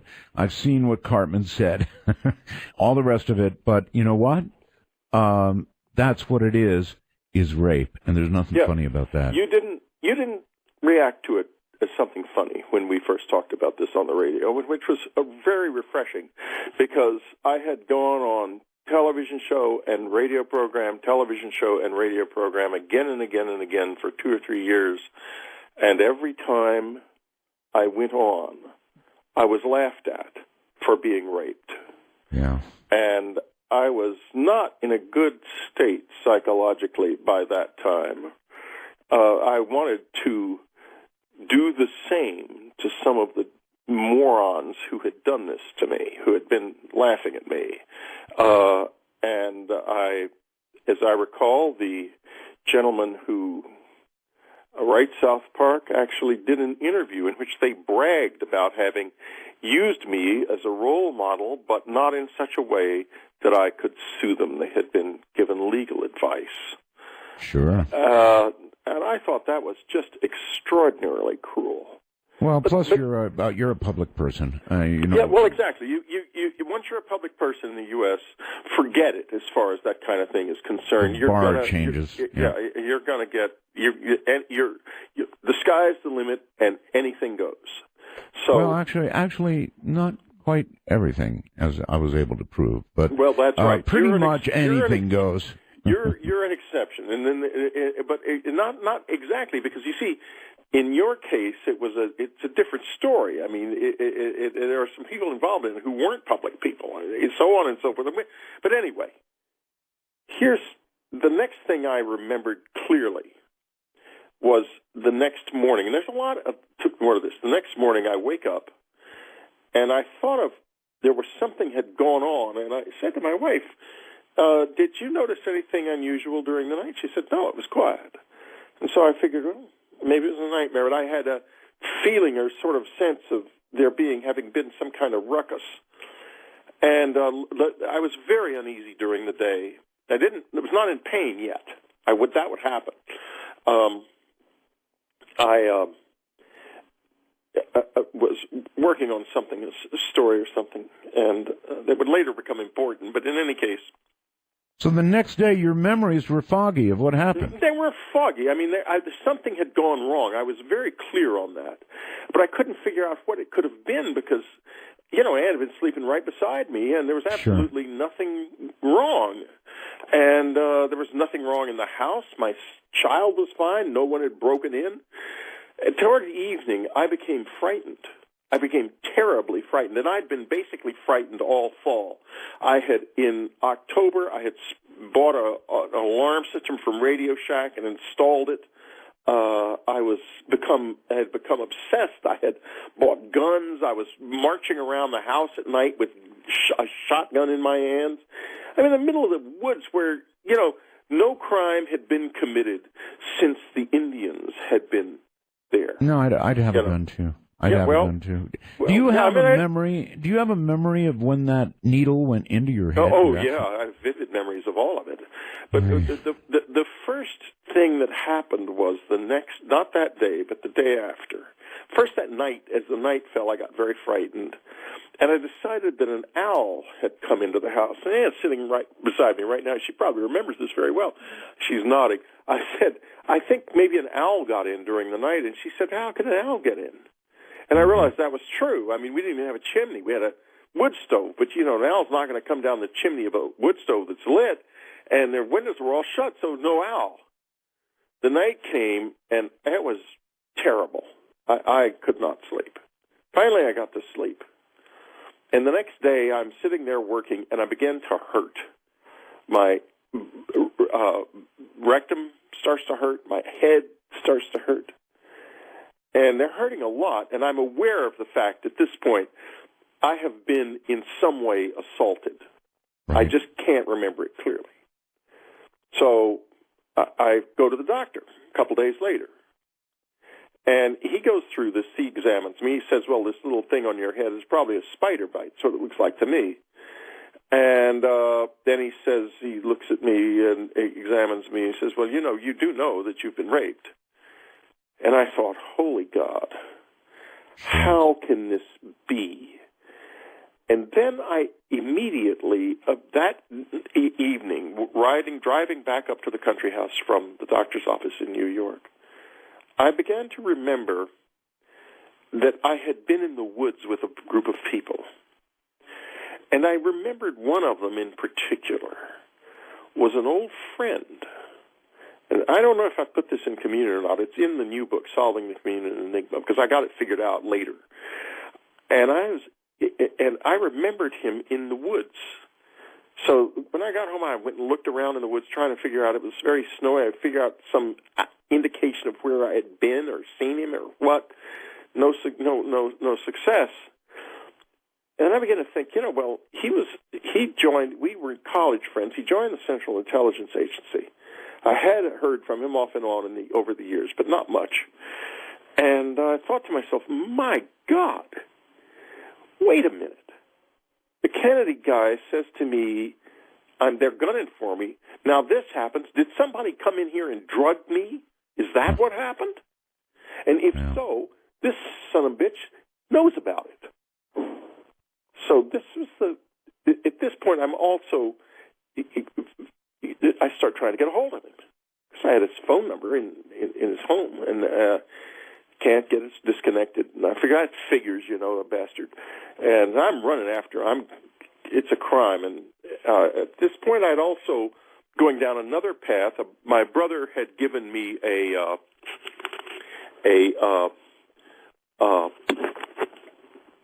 book about UFOs for Christmas. And I was reading this book, and that got me to talking to Bud Hopkins, who was a huge UFO investigator at the time, and he introduced me. He wanted to hypnotize me. And I said, oh, no, forget it. If anyone hypnotizes me, it has to be a true professional. So to his credit, he found Dr. Donald Klein, who was the head of the New York State Department of Psychiatry at the time, and had been a forensic hypnotist for years. At that point in his career, he'd solved over 70 cases using memory-based hypnosis. Of course, after Communion came out, there were hundreds of media stories about how hypnosis is this and hypnosis is that. All crap. It works perfectly well forensically. It's worked forensically for years, and it is a perfectly adequate means of recovering lost memories. Okay, that said, one of the best professionals in the world would hypnotize me shortly thereafter. But anyway, getting back to this business with the friend. Yeah, so far I fully understand your reaction. Yeah. After that report with the doctor and recognizing this guy, young with you, go after him hard as you can. So I figure I'm sort of a meet the doctor. We're kind of laughing up our sleeves at Bud, who very sincerely believes I've been abducted by aliens. And I have to tell you, I was thinking that, this guy is a fool, but the doctor is really good. So I got into hypnosis with the doctor. Right. And I remembered things that I regarded as utterly impossible. They were essentially the same things that had been in my mind, that had been troubling me because it was like a psychotic break, okay? I mean, it was just bizarre. And I'm having this... You were recorded during hypnosis? Oh, yeah, the recordings are available on my website. Okay. The recordings of the right. hypnosis, two hypnosis sessions are available on my website. And on unknowncountry.com. I think you have to be a subscriber to listen to them, but that's another story. It's amazing to me that you would put them up there. Really amazing. I put them up there because this is the truth. This is all the truth. Whether it's about aliens or not, we'll get to that. But it's the truth. Now, back to the doctor's office. I have this bizarre couple of hypnosis sessions, and I leave this thinking, he thought that I had been the victim of a crime and that these bug insect faces would turn out to be people that we could perhaps identify. Mm-hmm. So I'm left with the bugs and no idea of what's going on. It seems completely crazy to me. And so I now zero in on the CIA guy. I figure he's got to be responsible. They shot me up with LSD or whatever. I don't take drugs. I know nothing, very little about it. Well, the only one you recognize, so where else to go? Sure. So here is what happened finally. I finally tracked him down and found out he'd been dead since the previous March when I saw him in my woods. Oh, brother. And I thought to myself, oh, boy, you are going insane. You have lost it. And I want to be clear. I'm sorry, Whitley. You're saying he had been dead since the incident? No, since long before the incident. Long before? Oh. Months. 9 months before, the previous March of 85. And here it is now, early 86, nearly a year later. The guy was dead when I saw him. He'd been long dead. Okay. So, now table that for a minute. I then start with MRI scans, with tests for temporal lobe epilepsy, with every kind of test you could imagine. I even took lie detector tests to see if I was lying to myself. And in the end, I was left face to face with the unknown. I had to face the fact that I did not know what happened to me. And that, damned crazy as it seemed, Bud Hopkins' explanation was the best one out there. How did you do with the lie detector tests? Fine. I took a number of them. I took 2 of them from the guy who did lie detector tests for the New York City Police Department. Right. And then I took another for the BBC in London because they wouldn't let me go on the BBC unless I took a lie detector test, and signed a document stating that no matter the outcome, I would go on the air with it. And I passed that one too. I passed all the tests. My MRIs were normal. I did not have temporal lobe epilepsy, although a few years later, I've been led to believe it might have been the U.S. Air Force and some of their little social engineering projects that they should not be engaging in, but probably do. It placed a fake story in Parade magazine saying that I had admitted I had temporal lobe epilepsy and made a big contribution to the Epilepsy Foundation. They did that right before I put out my book, Confirmation, which was critical of the Air Force for keeping secrets it should not keep, in my opinion. And so that was out there. In any case, I didn't have any diseases. I was perfectly healthy. I didn't even have high blood pressure. There was one thing that was noticed, and that was I took an extensive bank of psychological tests, and the psychologist said, you are under extreme tension. You are under very high levels of stress, and you should definitely do something about that, because this level of stress that you're under, which is showing up in these tests, is not normal, even for a person who is in a stressful situation. It's most unusual. And 10 years later, I took the same test, and I was still under the same stress. I guess I'm good at handling stress.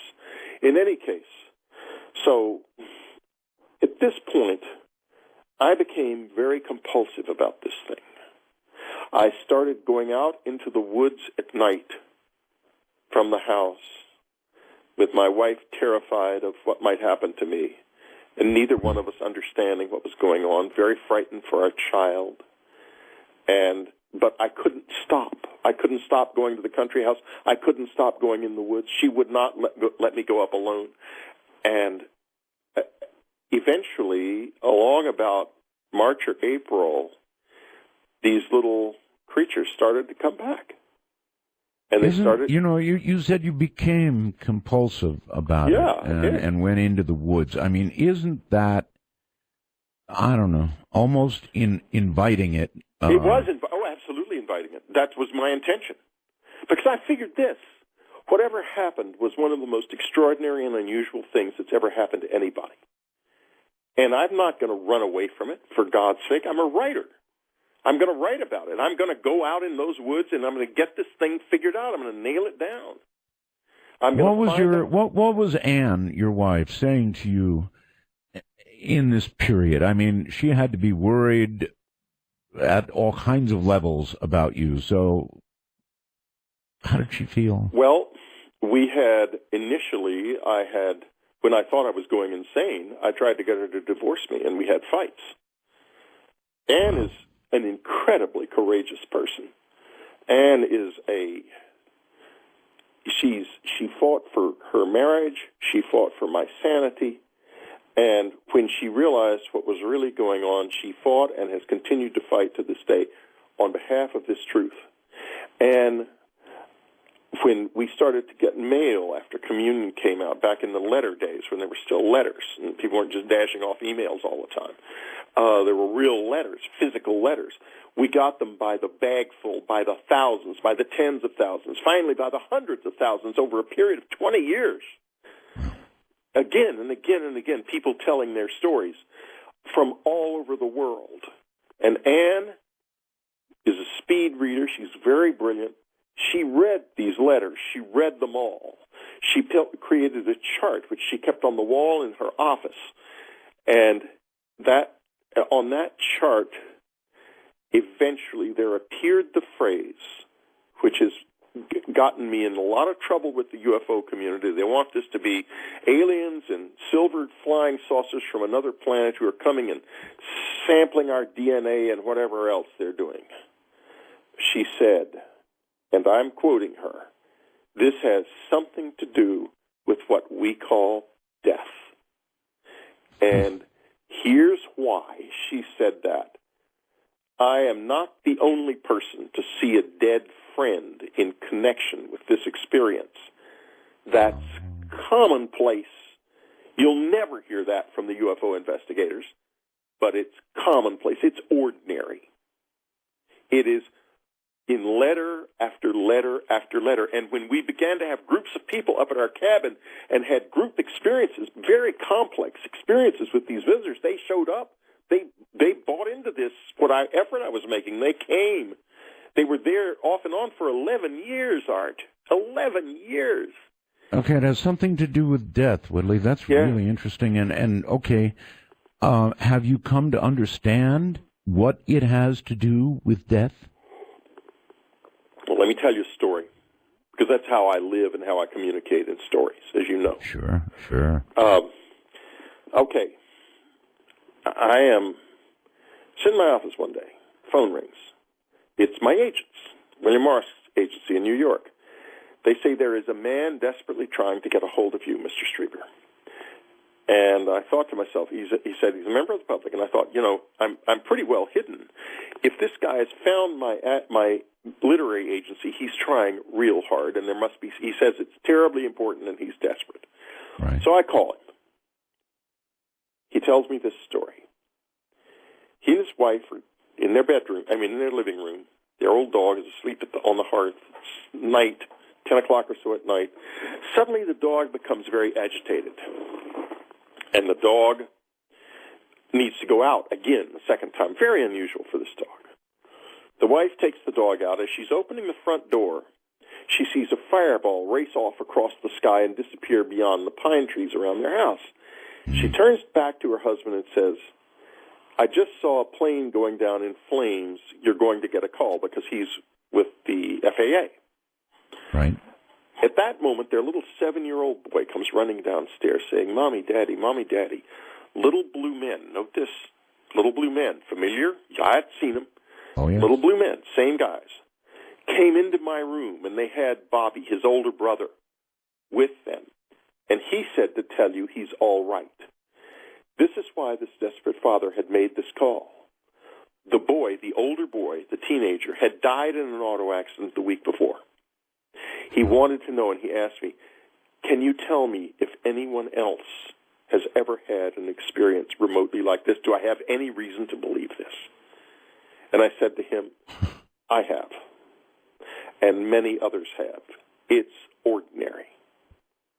And this is going to be disturbing to so many people on so many levels, because on so many levels. Yeah, that's it right. means this: the soul is real. There is an afterlife, and not only that, we aren't alone in it. That all of these cherished beliefs we have about heavens and hells, or the Bill Maher conceit that this is it, and we don't have to worry about it anymore. When we die, we're dead. We're just pieces of meat. All of that, all of it, both the believers and the non-believers, it's all out the window. Because the truth is, we do have an afterlife, but we don't know a thing about it. We don't have the straight story in any way, in my opinion, judging from what I have seen and heard myself, and seen and heard from thousands of other witnesses. Wow. That's the truth of it. That's all right, the truth of it, Art. That's a big wow. Hold it right there. I'll do the break, and we'll come back. That's a good place to break, or a bad place, depending on how you look at it. Oh. There is an afterlife, but not the one we've been taught about. All right, the Senta Ally Bluetooth speaker. Not an easy transition from Whitley. This is a remarkable product. It's hard to sell because it's hard to describe, in a sense. It's about 9 inches long. And there is a lot packed into that 9 inches. It's just remarkable. It's a speaker, all right, and much more. But think of it as a speaker that will produce sound that is wonderful. If you're used to hearing, your little cell phone or your tablet or whatever, pretty tinny audio, right? But you've got all your favorite music there. So if you don't have headphones on, how are you going to hear the music properly? This is the answer right here. The Senta Ally Bluetooth, that's right, Bluetooth speaker. When you get it, you can mate it up with whatever you want. Your cell phone, your tablet. It's even got a built-in FM radio, by the way. It's got rechargeable batteries. It will last about, get this, folks, 10 hours. So, you made it up with your cell phone, and all of a sudden, just like that fast, your favorite music is coming out of the Centa Ally, and it sounds like, I don't know, it sounds like a big hi-fi stereo, and it's just this little thing that you can carry. In fact, it comes with a carrying case. So, Bluetooth to anything you want, built-in FM radio, that's just sort of a gigantic bonus. And it works wirelessly with whatever you've got, including a satellite radio. Anything else you can name that might have Bluetooth connectivity, and if it doesn't, there's a little 1/8-inch cord you can plug in from whatever it is, like, say, a satellite radio. And then you're all set. You will get this, and you will show it to one of your friends, and I guarantee you that friend will go, I want one, or I'm going to take that one, and I'll pay you for it. It's $69.95. It's that good. The Centa Ally Bluetooth speaker. You should call the C. Crane Company right this minute and order one. Trust me on this. You'll be the hit of any gathering you're around. You know, you show it to people, they go berserk.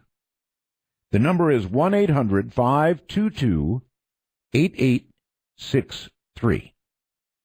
I'm going to give you the number again, and again you can call it right now and order the Centa Ally Bluetooth speaker.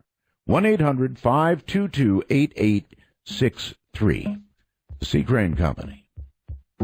All right, with us tonight is Whitley Strieber. And his story is, on the one hand, I want to say like no other. And really it is like no other, except Whitley's telling you, and I'm telling you, that many others have experienced some portion of or what he did. So it's not as uncommon as you think. But it is scary. This is Dark Matter.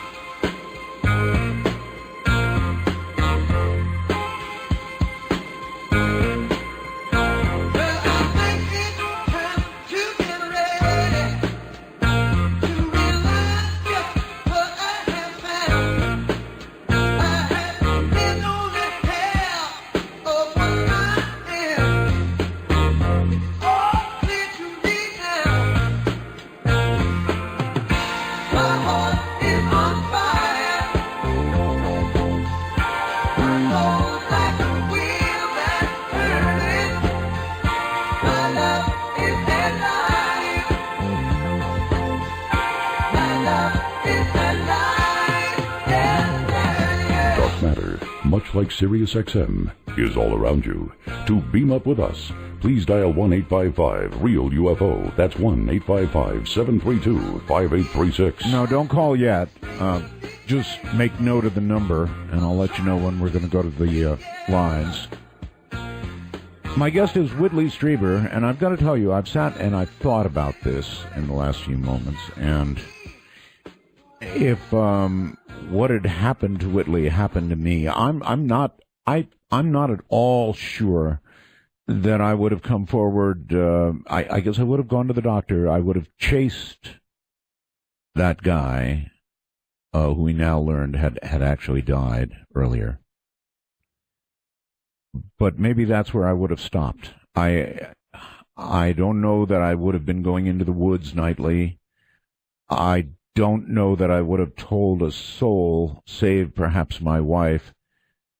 I really thought hard about this. I don't think that I would have told people this story. That takes a lot of courage. Whitley? Well, you know, Art, if looking back now, I definitely would not have done this. If I had known what it would be like, what my life would be like having done it, and what my family would have gone through, never. But at the time, it didn't seem like it's that. It seemed like a rather unusual and fascinating story. My publisher probably knew that it would be a bigger sensation than I did, but we both thought it had happened to maybe 50 people in the world, and I had by that time met Bud Hopkins' group of abductees, and he thought it was maybe a couple hundred people. I thought 50. I thought maybe he knew about half of the people, 25 or so, who it had happened to. Because nobody ever talks about it. There was nothing about it at all. I had no idea what would happen. What you just told me about death, the association with death really got to me. And here's somebody, Tim, is sending me a message who says, is it possible, could there be a connection with John Lear's assertion that aliens are using the soul catcher technology when humans pass on? And John has said something like that. Oh, Lord. May it not be so. I have no idea whether or not anything called soul catcher technology even exists, or such a thing could be real. Well, it's just a phrase, but I mean, it obviously has a connection to aliens and to our soul and to death. Well, couple things are very clear. One is there is a lot of this connection and a lot of reports from not only from people who had encounters with their dead friends and relatives at my cabin in the context of contact with the graves, but also in the letters. And there aren't any where there are any people from the other side who are desperate for help or screaming that they've been trapped or anything like that. Of course, if there's some that have been trapped, then we're obviously not going to know. We're not going to hear from them because they're trapped. Right. But let me give you an example. And this is someone who's been on the air with me, and she's mentioned by name in my book, In Solving Community Enigma. She's borne witness to this. Both of these people whose names I'll mention have many times. These are not people who are shy about this at all. The first one is Lori Barnes. Lori is my wife she doesn't realize it. She's a psychic, but she's a non-aware of her psychic powers psychic. And she got Lori, she was reading the letters, and she said suddenly, I need a secretary, and this lady is going to be the secretary. It turned out she lived in Manhattan, across the street from us, and she was also an excellent secretary. So she came into our life. Ann brought her in, and they worked on the letters together for years. And she'd come up to the cabin. And one time Ann said, I'm going to get a group of people up at the cabin who will come together, and the visitors are going to come when they're there. And so she got Ann, she got Lori Barnes, she got another lady called Raven Dana who'd had a lot of contact experiences, a number of other people.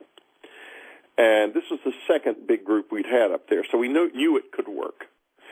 And the first thing that happened in that was in the late afternoon, Lori's out walking on the road by herself. And suddenly, she sees a man standing in the road. It's her brother. Now, this is something big in her life because her brother's disappeared from the face of the earth 20 years before, and the FBI had given up on the case. And suddenly there he is standing in the road, and she says, you're back. He's wearing this sort of brown cowl-like thing, which immediately sort of makes her think this is not a normal experience.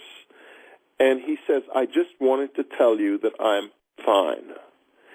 whereupon he lifts off and sort of floats back into the woods and disappears. She comes back to the house in what could be described as a state of agitation and tells the story. We're all fascinated. But it's typical of the story. You notice the boy in the house the story I told earlier. I tell Mom and Dad I'm all right. Right. I just want you to know I'm all right.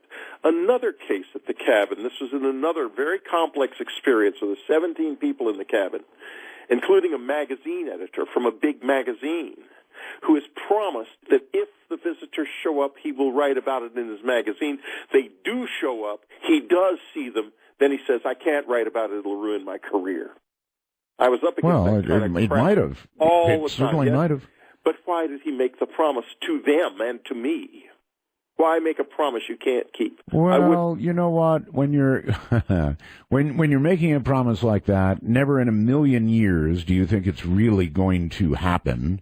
So you make it easily, and you think you're going to write about. Well, yeah, you know, exactly.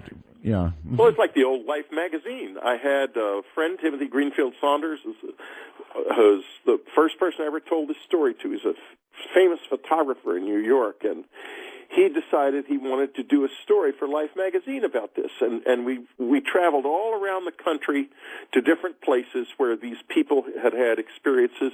And at the end of it, in Gulf Breeze, Florida, he and Ann and I saw this marvelously beautiful UFO. And so we had this picture and everything for Life magazine. They had expected us to say we went around and we didn't see a single thing. Ho, ho, ho. End of story. Instead, we said we not only saw a UFO, we have a picture of it. They wouldn't run it. They wouldn't run the story. And they said, well, our audience is very religious, and they won't take kindly to this story now, so we won't run it. And well, I hate to say I understand, but I actually do. I do too, and I find it very disturbing that we are collectively kind of turned away from the truth. But once you face the truth, it feels so good and so right. But anyway, let's go back to Laurie and to these other incidents. Sure. This next incident happened before Laurie. The visitors show up in the living room while the magazine editor and 3 other people are lying there on couches and the cots, not asleep, of course. I mean, who's going to sleep on a night like that? Obviously, it's about 2 o'clock in the morning. And suddenly one of them says, I can't move. And they all can't move, but they can still talk. And there are the blue guys are in there jumping around like the flying Karamazov brothers, jumping around in the living room. Meanwhile, down in the basement, there's a couple in a more private context because they're recently married young couple, as I recall. And they wake up because the room is filled with light suddenly. And there, standing at the foot of the bed, is a friend of theirs from Mexico, one of them was Mexican, and from Mexico, who had died in the Mexico City earthquake of 1983, and this was like 1988 or 89. And she says, I'd like you to know that I'm all right. And she's standing there big as life. Well, that'll certainly modify a newlywed moment. Yeah, well, they had their honeymoon, for sure. In any case, this is typical of these experiences. The encounters with the dead come in the context of encounters, especially with the little blue guys. And this thing, Art, it's not secret. It's that we don't choose to look. Let me tell you another story. This happened to a psychologist. He is driving on the Grand Central Parkway in New York, in Queens, near LaGuardia Airport. And suddenly he sees a plane coming toward him at an altitude of 300 or 200 feet, a huge jet. It looks like it's going to land on the highway. It's missed the runway and is somehow or another landing on the highway, and he thinks, holy God, we're all going to be killed. Sure. It goes over at nosebleed altitude, and as it's going over, he realizes this is not a real airplane. The engines aren't real. They're solid. There's something is very wrong here. And he slows down. He starts to pull over because he's in shock. Does anybody else see it? Then he sees cars parked on the roadside. He says, yes, people have seen this thing. He gets out, and he sees this strange thing on the roadside, up on a little berm above the road, like a billboard with strange symbols passing across it, like one of those lighted signs in Times Square. And there are people walking through the dark under it, and they're kind of beginning to gather and stand in a circle. And he's, well, what the hell? He goes over there, and they are standing there, and he starts to try to join the circle. All of a sudden, he finds himself surrounded by these short, very dark blue figures who strike him as being tough as nails. And yes, I agree with that. I've had some experiences with them. These guys are not fooling around. They may fool with the soul, but they're not fooling around. And one of them snarls at him and says, "Get out of here." He turns around. He goes back to his car. He gets in his car. He goes home. That's what I would have done. Yeah. Now, I put that story in Breakthrough, I believe, one of my books. And I got letters from other people who had been on the highway and seen it happen. Now, it happened on a highway in New York. How often does that happen and nobody says anything? Nobody remembers. This is life. I don't know how often does any of what you've been talking about happen all the time, and I think so, and then not be told. I'd be so hesitant to say anything, Whitley. I'd really be hesitant. I mean, yeah. I debated with myself until the cows came home after I saw that big triangle UFO. Yeah. I came so close to not telling it because I was on the air. I was talking about this kind of stuff. They eat you alive. It sounded foolish. Yeah.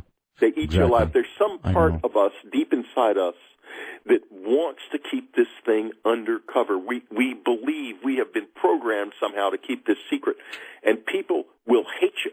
They'll eat you alive. They'll do anything to keep this under wraps, especially when it comes close to them, when they hear the tone of truth in someone's voice. They don't want to hear that. It makes them mad. Makes Whitley, them full of hate. With regard to what I saw, the only thing that made me feel better, and I made the decision to tell it first and went on the air with it and all the rest of it. What made me feel better was that within a week, a newspaper article came out saying that I wasn't the only one, that people all across the valley had seen this same mysterious craft, and they said it was a C-130, which was ridiculous. But, to hear that other people saw it made me feel so good. Yeah, it does feel good. And it made me feel good to get all those letters, too. Sure. Because all of a sudden I was realizing that not only was I not the only one, but I was actually not having the strangest experiences or the scariest. Well, what you had will do for me. Well, listen, you want to be, I can take you down any path you want to go in terms of strangeness and weirdness. Even in my own life, in Solving Community Enigma, which, by the way, nobody read. It's out there. If you can want it, you can get it. It's an e-book. You can get it at a bookstore, possibly, if they carry it. Most bookstores won't even carry my books because it's Whitley Strieber. You don't want to carry his book. He's a liar. And people hate the truth. They love a lie. You go out on the UFO circuit and you tell lies, you'll get 1,000 people in the auditorium listening to your lies. Well, you go out and tell the truth and you get 53 people. Yeah, I see where the UFO community starts to have a problem with what you're saying. Oh, yeah. When you start mixing souls in with this, we don't aliens. Want the soul is very unfashionable right now. I mean, the soul is, we're meat. We're scientists in the UFO community. We're scientists too. We don't want to talk about souls. Oh God, that's a last. We want to be believed here. Well, if you tell the truth, you can forget being believed. It ain't going to happen. It's already difficult. It's already difficult when you're talking about aliens. That's hard enough. Yeah. When you start combining it with the kind of experience you had, and then dead folks. I can go beyond this. I can go farther out and still be telling the truth. Well, go where you need to go. Go where you want. Let's go back to Lori Barnes then. Tell you another experience she had. This was in 1954. She's now, at this point in her life, she's a young woman. She's pregnant. She's at home alone one night. Her husband is an entertainer. He works at night. And all of a sudden, she hears a noise and looks up, and to her horror, these little dark blue figures are standing in a row, in a line beside her bed. Horrible creatures, like frog-like. You know what they remind me of? Remember the movie Ghost? Yes. The person who wrote that movie had an unconscious knowledge of these creatures because the creatures that come up in that movie are like these guys. Anyway, that's aside. Let's go back to Laurie. And she's shocked beyond words. I mean, she's pregnant with her baby, and these monsters are suddenly in the room.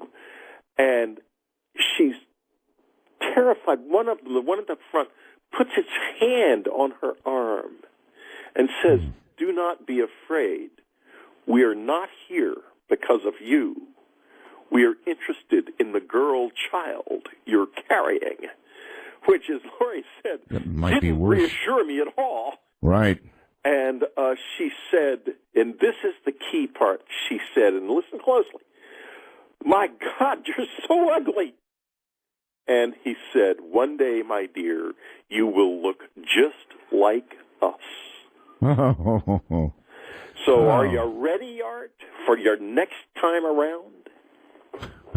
I don't know. I'm telling you, we're just starting out. We can go way down the road. I'll into another level of reality, into another kind of truth.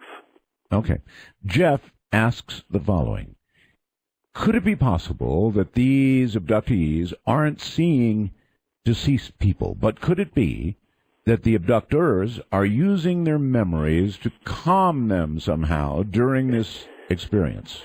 Is it all a deception on some level to calm them or to deceive them into believing something about this that isn't true? Yes, of course it could be. Of course. I'm not going to defend this in that way. What I'm saying is, the truth is something extremely strange is happening. This is real. This is the truth. What it is and what it actually all means in the final analysis, that question I cannot answer. Well, it certainly is very reasonable, I think, to ask if perhaps these creatures are looking into your brain. Hold on. Absolutely. Okay, we've got a break here. And looking in, finding something familiar, and then presenting you with that so that you don't lose your mind on the spot. You're listening to Dark Matter. I'm Art Bell.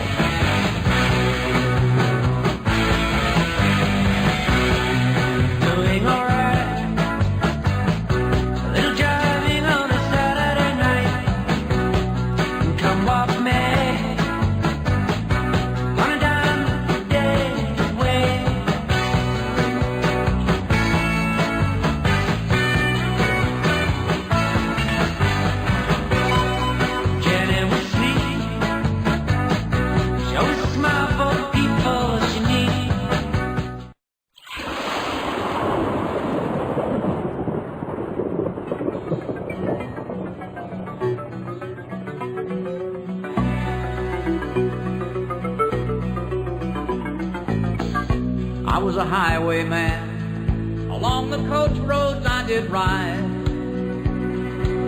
with sword and pistol by my side. Many a young maid lost her baubles to my trade. Many a soldier shed his lifeblood on my blade. The bastards hung me in the spring of 25. But I am still alive. I was a sailor I was born upon the tide. With the sea I did abide. I sailed a schooner around the Horn of Mexico. I went aloft to furl the mainsail in a blow. And when the yards broke off, they said that I got killed. But I'm living still. I was a dam builder across the river deep and wide, where steel and water did collide. A place called Boulder on the wild Colorado. I slipped and fell into the wet concrete below. They buried me in that great tomb that knows no sound. But I'm still around. I'll always be around and around and around. Want to take a ride? To call Dark Matter with Art Bell and be part of the Sirius XM's VLS, Very Large Signal, please call 1-855-REAL-UFO. That's 1-855-732-5836. Around and around. What's it going to be like next time? Some songs are just so right. Whitley, welcome back. Hello, Whitley. Hello, Art. Right. Around and around. Well, what's it going to be like next time? I wonder, too. You have an incredibly beautiful family, by the way. Thank you. That daughter, she is something special. Something else, yeah, I know. Oh, my. And such a nice wife. Oh, my. Still working on this time around. That's right. You're in it. Deep in it, in the middle of life. So good you place take me down. Yeah, you take me down any road you want. All right. Well, why don't we do this? Solving the communion enigma. I went back over the life that Ann and I have spent together because I had noticed something interesting.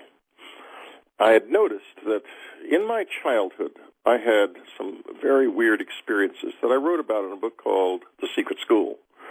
I had completely forgotten them until under hypnosis with Dr. Klein, he noticed a change in my tone of voice. And I was telling about seeing these beings when I'd been on a train. I was listening to myself talking. You know, you're sort of detached from yourself when you're being hypnotized by a real pro. And he suddenly says, "How old are you?" And I heard my voice from my little Texas childhood voice when I was a kid, and I heard my voice just pops right out of my mouth without me even realizing it. 12. And I thought, holy God. So anyway, I had done that, but this all was out of my life, as I said before, from the time of about 12 until it happened again in 85. So, but Ann and I, when we were working on Solving Communion Enigma, we were going over the things that had happened in our life together, and I realized something. This started up again as soon as we met and got together. That was the catalyst for it starting up again, and it was started very strangely and very subtly with some odd experiences. We lived in on West 55th Street in Manhattan, in an area called Clinton that was pretty ramshackle in those days. We had no money. I mean, we were a couple of just broke kids. And, yeah, sure, it's familiar experience for you and many others. Anyway, we had a stereo, and it was on one night, but not playing anything. It was just, the tuner was on, which sometimes you leave the tuner on. And suddenly a voice came out of the tuner and started talking to us. And there was a brief exchange of sort of banal exchange, like it said hello, and I said hello, and it said something like, "How are you?" It was a male voice, young male voice. And I said, "I'm fine. Who is this?" And then it said, "I know something else about you." I said, "What?" And it was just silent. There was nothing more said.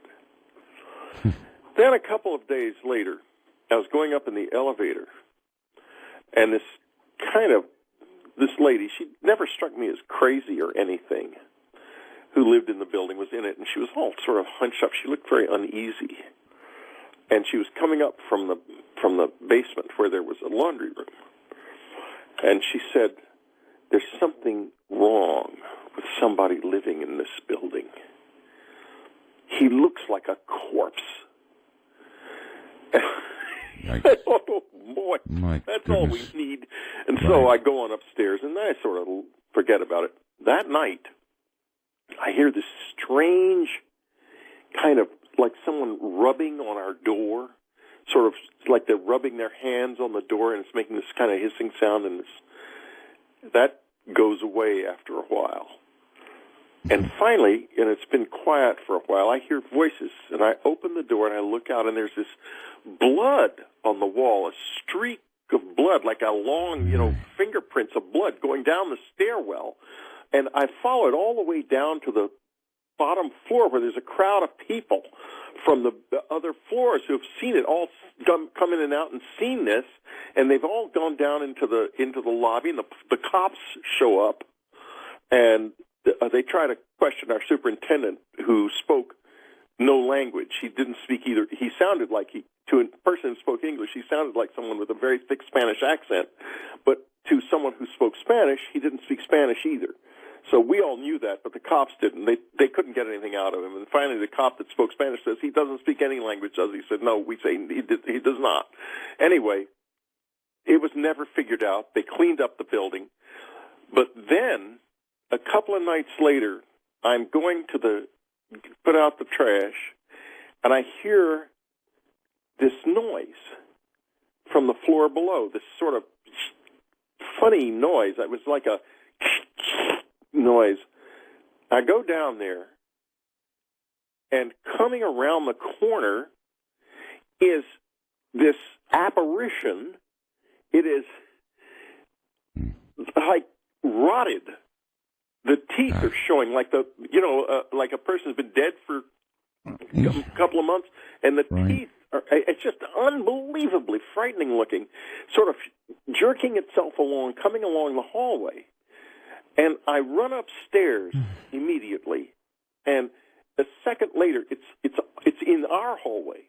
I run in, I close the door, lock the door, and the door is sort of pushed against for a while, and then it goes away. Oh, God. It sounds like something that in modern literature has to be shot in the head to die. Oh, God. Well, anyway, but here's the thing. And you find this, I found this in talking to a lot of the people who wrote these extraordinary letters. When it happens to you, it feels ordinary. And it happened to me. It happened to people in my building. It was weird, but, we were living it. We were with it. We were in it. We were kind of living with it. Mm-hmm. And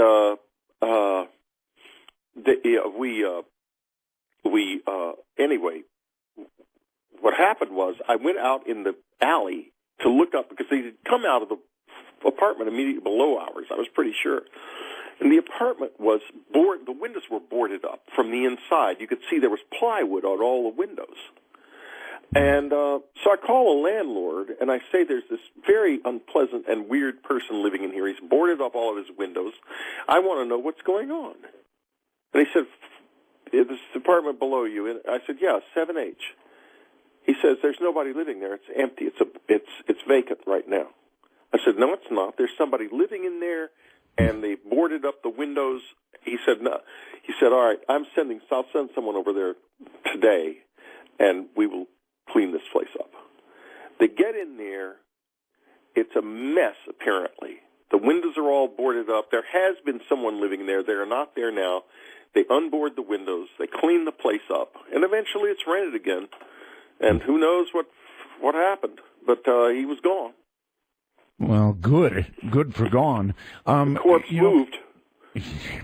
Coming back to the aliens for a moment and the dead.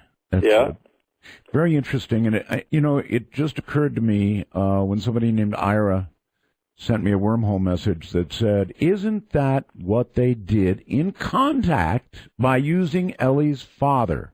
Remember the end of Contact? The movie Contact? I'm working. I'm not remembering the movie. The Carl Sagan movie. Oh, how could you forget? I yes, remember the Sagan now. movie, of course. Excuse me. Well, at the end, remember, she was reunited with her father who had passed away. That's right. Carl Sagan knew a lot of stuff about this. I had a couple of conversations with him, and I knew some people who were very close to him. And he didn't say a lot about a lot of what he knew. I think probably because it was sort of hearsay and he couldn't prove it, or who knows, maybe he was an insider like some people say, I don't know. But he had, I'm not surprised. I'm not at all surprised. Can you describe in some detail, I mean, a lot of what you've said, I think, has contributed to the modern conception of what a gray is. Yeah. Can you describe, I mean, is it like the grays of the movies, shape of the head, shape of the eyes, the body size? Is that for real? No, smaller than you think. Smaller. Yeah, smaller than you think, and with capabilities that you do not expect. I'll give you an example. One of the buildings, one of the houses in our little neighborhood where our cabin was, there were about 6 or 7 other houses there at the time. It was just being developed, and there are now about 12 houses. It wasn't a very big development, but in any case, the house is just being closed up, and finished out, as they say. Roof's been put on it, and one of the workmen's got all of his tools in there, so he decides he's going to stay in there for the night with his tools, because he can't move them out until the morning, because there's a big lot of tools, and his coworker got the truck, so he's there with his car, and he stays there the night. He is awakened in the middle of the night, and he's horrified to see this little creature in the room, in the same type of creature that Raven Dana would see in our cabin a few years later, which is a story I haven't told yet, but we'll get to. In any case, he sees this thing, and it's about 3 feet tall, with the big eyes, and it's standing there like a deer caught in headlights. He experiences a terrific burst of fear. Well, which you can understand. I mean, because an animal, unlike any animal he has ever seen before, is inside the house with him in the middle of the night, and he's all alone. Of course. And not only that, it's dark, and he can't see it all that well. He grabs his flashlight and turns the flashlight on, shines it on this thing for a couple of seconds, whereupon it turns into what looks to him like a bird of paradise, a bird. That happened in our cabin, too. It was a different type of bird. And it disappears by going straight out through the closed doors, right through the glass without breaking it. Tools or no tools. He gets in his car and goes home. Immediately later, he came the next day and got his tools. He told me this story after he read communion. Oh, and I might say, incidentally, speaking of that, on the night it happened, there was a witness. This I did not know until years after the book was published. I wish I had known. The witness was a friend who lived in the same area. He was the guy who was building the houses, a good friend at the time, in fact. He and his wife were coming home from a party. This is during Christmas time, and there were a lot of parties, at about 2 o'clock in the morning. And they saw, in a field near our houses, what looked to him like the Goodyear blimp down in a field. And here he is a state trooper. So he figures, I'm going to stop, and this thing has crashed. I'm going to stop and help, see if I can help anybody. Pulls over, goes out into the field, and he begins to hear someone screaming inside this thing. So he starts to run toward it. All of a sudden, it's lit with bright lights. He can no longer hear the screaming, and it starts coming toward him, making a growling noise, like "Arr!" And his wife goes into a hissy fit and completely freaks out in the car, of course. I mean, as you want to understand. And he figures, this is perhaps not for me, after all, since it seems to be under control. And he goes back to the car, and he drives away. He reads communion about a year later, and about a year after that, he says to me, Whitley, I've got to tell you something I'm very ashamed to tell you about, but I was there on the night this happened to you. I saw it, and I ran. And I said to him, good for you, smart move. And he was relieved to hear that, but I was glad. I was sad that I hadn't ever had him. He was not willing to go witness. By that time, he had retired from the troopers, but he was not willing to bear witness publicly. And I can understand that. You know what? Maybe it's time to take a second and talk about witnesses. Whitley, you've got an implant that they implanted you at some point. Somebody did. Yes, during one of these experiences. Yeah, I can tell you all about it. I was wide awake. Implant in your ear, correct? In May of 1989, that's correct. It says May of 94 in South. All right, you tell me about how it happened, and then we'll discuss the witnesses that I know about. I will tell you precisely what happened. It was a May evening. It was warm. The windows were open in our bedroom. About 11:30 at night, I was up reading. Annie was asleep.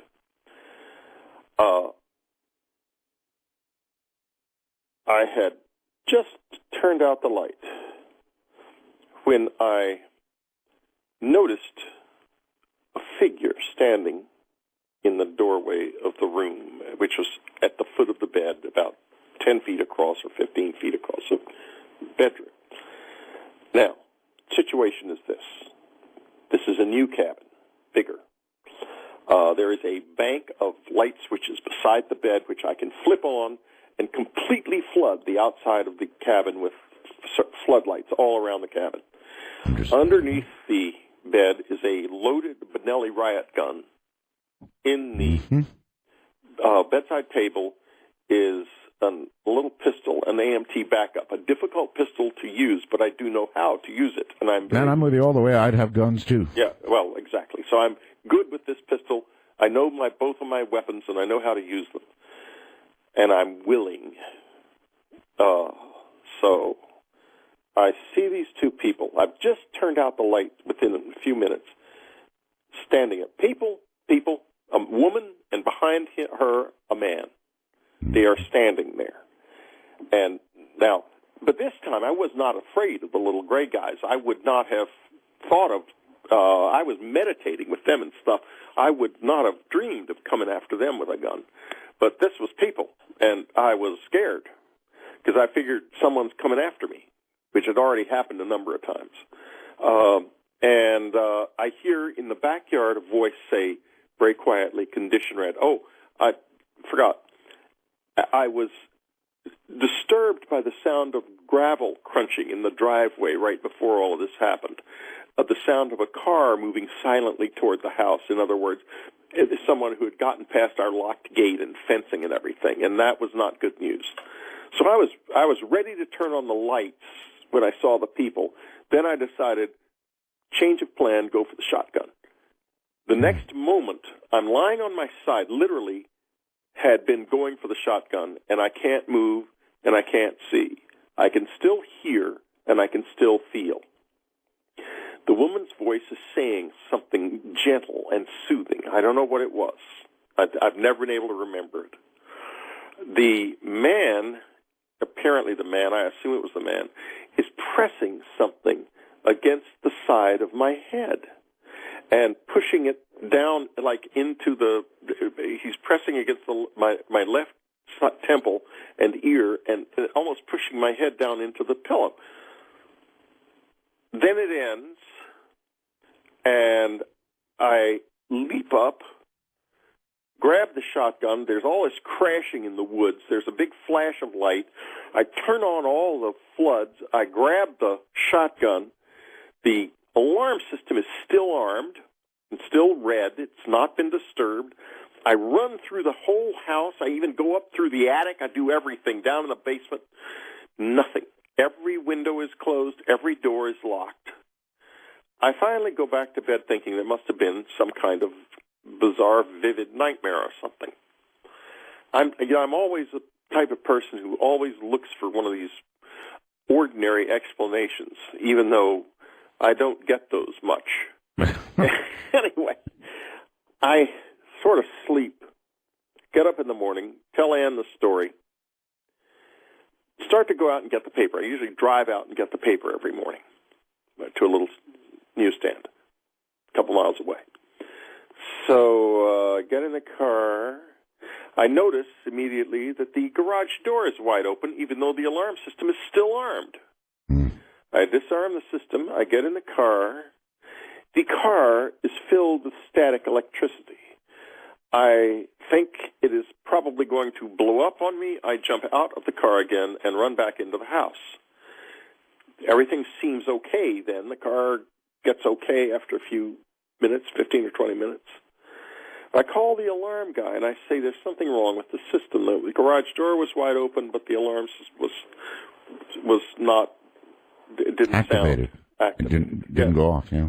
He comes over immediately. He's a friend. We know each other pretty well. He comes over, and he tests the system, and there's this enormously powerful magnetic field around the switch on the garage door. The thing is, a magnetic field has to be generated by something. It's not like a radio wave. Of course. But there's nothing there. There's nothing there except this little dinky magnet that's part of the switch, and it's like the magnet has been just supercharged somehow. We can't figure it out. He finally shifts it out, puts in a new thing in the system, and it's working fine. Not quite the end of the story. Here's what happens next. A couple days later, my ear starts hurting, and I feel my ear. And there's a bump in it. I think, where the heck did that come from? Of course. So I go to the doctor. He says he thinks it's a little cyst. I do not think it's a little cyst. I know about implants at this point. And I don't say anything like that to him. Eventually, I end up with another doctor who is willing to take it out. And he's been on coast with me, and you, in fact. Yeah, we'll get to that in a moment. You've also had instances, have you not, Whitley, where your ear will suddenly turn beet red? It turned on at the Southwest Research Institute in San Antonio in the presence of the Director of Materials Science, Dr. William Mallow. He saw it happen. Right. He saw it. He rushed me into a signals acquisition laboratory, and they said they didn't pick up any signal from it, but the problem is the lab is funded more than 50% by the Central Intelligence, by the intelligence community, so who knows whether they picked up anything or not. They wouldn't necessarily be able to even tell me. Okay, well, you went to the doctor, and they thought it was a little cyst, maybe. We'll get to that. They thought it was a little cyst. Did they do any imaging at all before they opened you? Yeah, they did an X-ray, and it was shadowy on the X-ray. You couldn't see it. Didn't look like what it was at all. Let me put it that way. And all right, but they knew something was there. Oh yeah. They knew. All right, now I should just rush ahead and tell the audience. Look, I had Dr. Roger Lear on. I had the surgeon who operated on Whitley on. I can't recall his name. Dr. John Lerman was his name. Okay, fine. And they both came on together and said, look, we opened up Whitley, his ear, and we went after this thing. And I know that I'm not exaggerating when I say the surgeon told us on air that as they approached this item, when they had you open, and he took the scalpel and went to actually cut where this thing was and remove it, and the damn thing moved. It moved, yeah, that's right, into an area where they said they didn't want to keep going because it was getting, I guess, near something very sensitive. No, it wasn't sensitive. It moved from the top of my ear all the way down into my earlobe, and the doctor said I'd have to cut your whole ear off to get it. Exactly. In other words, they didn't want to chase it with a scalpel. Right. I mean, I didn't want him to either. I want the ear. But that was a surgeon, I like the ear. folks, It's my on ear. my program who said this happened. Right. It happened. And the tape of the operation is, again, it's on my website. The video of him actually doing the surgery with Ann nervously laughing in the background. And then he says it's a white disc, and a few seconds later he sees it disappear. You can see it all happen. Right. Anyway, he got a corner of it. And that went to the pathology lab. Right. A couple of days later, the pathologist calls him up. Now, at this point, this is still down in the bottom of my ear. And understand, when it was put in, there was no scar whatsoever. There was no incision mark. There was nothing afterwards. It was just as smooth. It's like I'm feeling it right now as we're talking. It's still there. Anyway, the pathologist calls him and says, "Is this a practical joke?" He says, "No, it came out of a patient." He said, "Because this is not natural. This is a piece of technology. It's a piece of it has a metallic base, and there are cilia, a proteinaceous material growing out of that base, and these cilia are motile. They were moving. Or they weren't anymore, but they had been, he thought. And, of course, the cilia were what enabled it to move. Now, a couple days later, it had moved from the earlobe back up into the top of my ear, where it had remained to this day, because I got afraid of taking it out again, despite Roger Lear's many efforts to get me to take it out, try to take it out again. I don't want to try. I'm scared to. I don't blame you a bit. One time's enough. If you can't catch it with a scalpel, don't have the race. Right, exactly. And I was just thinking, did it move for its safety, for my safety, or for both of our safeties? I don't know, and I can't find out. And I'm not going to tempt that again. So there it sits. And what effect to this day? Is there anything that it still turns on once in a blue moon?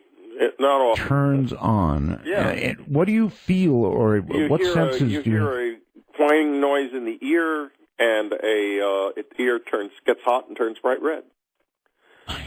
All right, hold tight. Stay right there. So, the surgeon came on and told me all about it. But that's pretty strong evidence in my mind, along with Dr. Roger Lear. I mean, very, very strong evidence. This is just strange stuff. But then again, this is dark matter.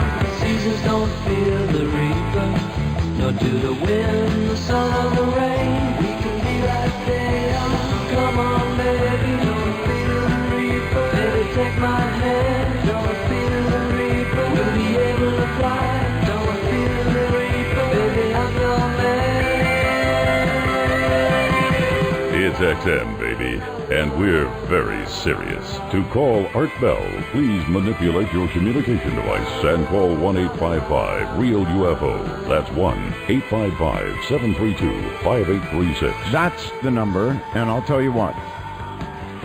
Back in Washington, D.C., clear the lines. Let's take some calls. That'll take a few moments. We'll clear the lines. They'll begin to ring. And I've got a couple of things I want to touch on with Whitley, and then we'll begin to take calls. What a story. If this doesn't get you and grip you, I don't know what will. The number to call is a simple one, 855-REAL-UFO. That's 855-REAL-UFO, or put the other way, 1-855-732-5836. That's 855-732-5836. All right. Whitley, here's what I want to raise with you. One criticism that people would have of you is that you've made a lot of money with this story. Now, it's true. I mean, you're a writer. You took off. You wrote Communion, a giant bestseller. You and I wrote a book. In other words, you've written about these experiences, and you've done very well by them. And that always makes people suspicious. My answer would be, what would you expect the guy to do? He's a writer. But why don't you go ahead and tell us your take on that? Well, first of all, the money illusion. Here's my take on that. Yes, I made a nice piece of money for Communion. But then there followed the many years, which you are aware of not making any money at all, because once South Park's pilot came out, my sales ended, because nobody wants to buy a book by a guy who is a laughingstock. Nobody. The result is my sales dropped the first year after it came out 70%.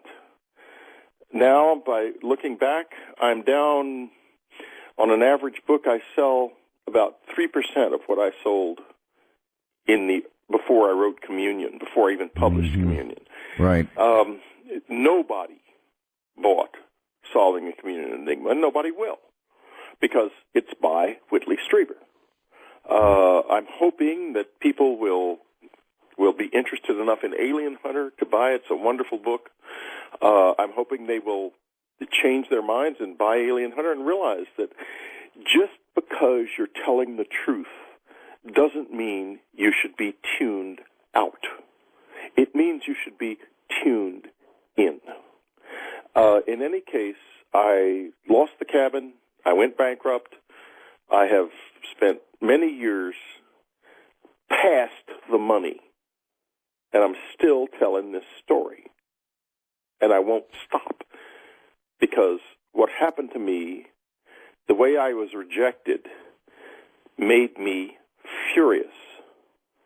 And I'm just not going to stop. It would me too. Make me very angry. Yeah, absolutely. I mean, you remember in the old days, I would come on that show, on your show, literally desperate to do something that would make a little bit of money so that I could keep my roof over my head. I mean, we went from being a wealthy writer, that I write Communion, that lasts for a few years, and the whole thing is in a shambles because I wrote Communion. I'm the Communion man. I'm the rectal probe man. I am the laughingstock. How ironic. That must have been very hurtful. It wasn't hurtful so much as infuriating, because, these books, Communion, Transformation, Breakthrough, The Secret School, Confirmation, Solving Communion Enigma, they're true. And you'd think people would eat that up, but they run away from it. But you put out some UFO book that's full of lies, and it becomes a bestseller. Mm-hmm.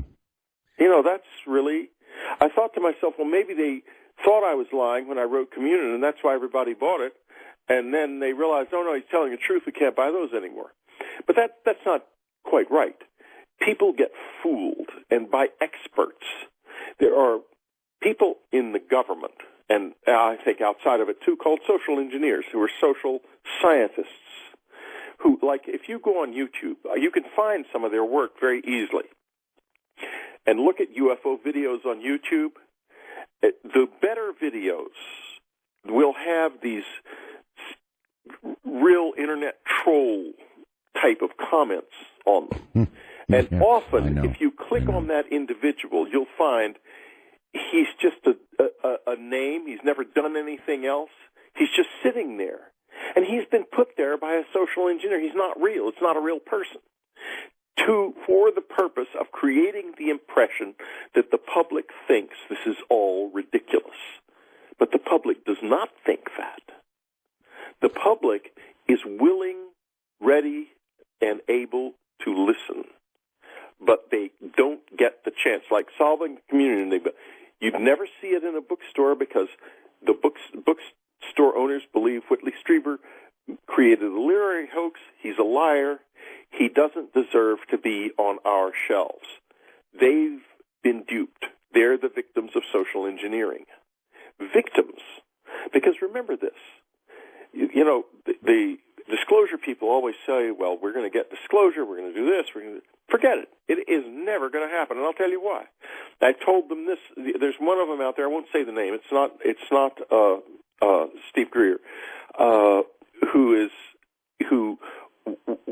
tries to pretend that the abductees and the close encounter witnesses don't exist. I told to this individual, I said, look, this is what will happen. This individual is trying to get a statement from NASA where they will say that simply that some of the objects that are observed in the sky may be under intelligent control. Not even that they're aliens. Not anything like. And I said, it's never going to happen. Because no matter what they say, they're exactly 2 steps away from the question, well, what about these people who say they are being abducted? And that is a question the government does not want to deal with. Because the answer is, we can't stop it, and we're not going to tell you what it is, even if we did know and we don't know. Okay. The number is 855-REAL-UFO, and you're on the air with Whitley Strieber. Hi. Hello. How's it going, Art Bell? Very well, thank you. Area 51's to you. And Mr. Weaver, I've got a question. Strieber. Whitley Strieber. Look, I really need to talk to him if he can't even pronounce my name. I'm sorry. Well, try it. Say Strieber, and I'll answer. Strieber. You can't even. You don't want to say it. Well, so what's your question? I'm one of these people that have never had one of these experiences, and I'm kind of curious, is there a specific type of person that has them, or can anybody have them, or how do you go about that's actually a reasonable question, and I stand corrected because I thought that you were going to come after me, and that's a very good question, and I have part of an answer, and this is what it is, that when you get a large group of these people together, you find out something very interesting about them. They're all very mild-mannered. The ones I've had take IQ tests are generally pretty smart. They're generally not all that well-educated. In other words, they don't have college degrees, et cetera, and so forth.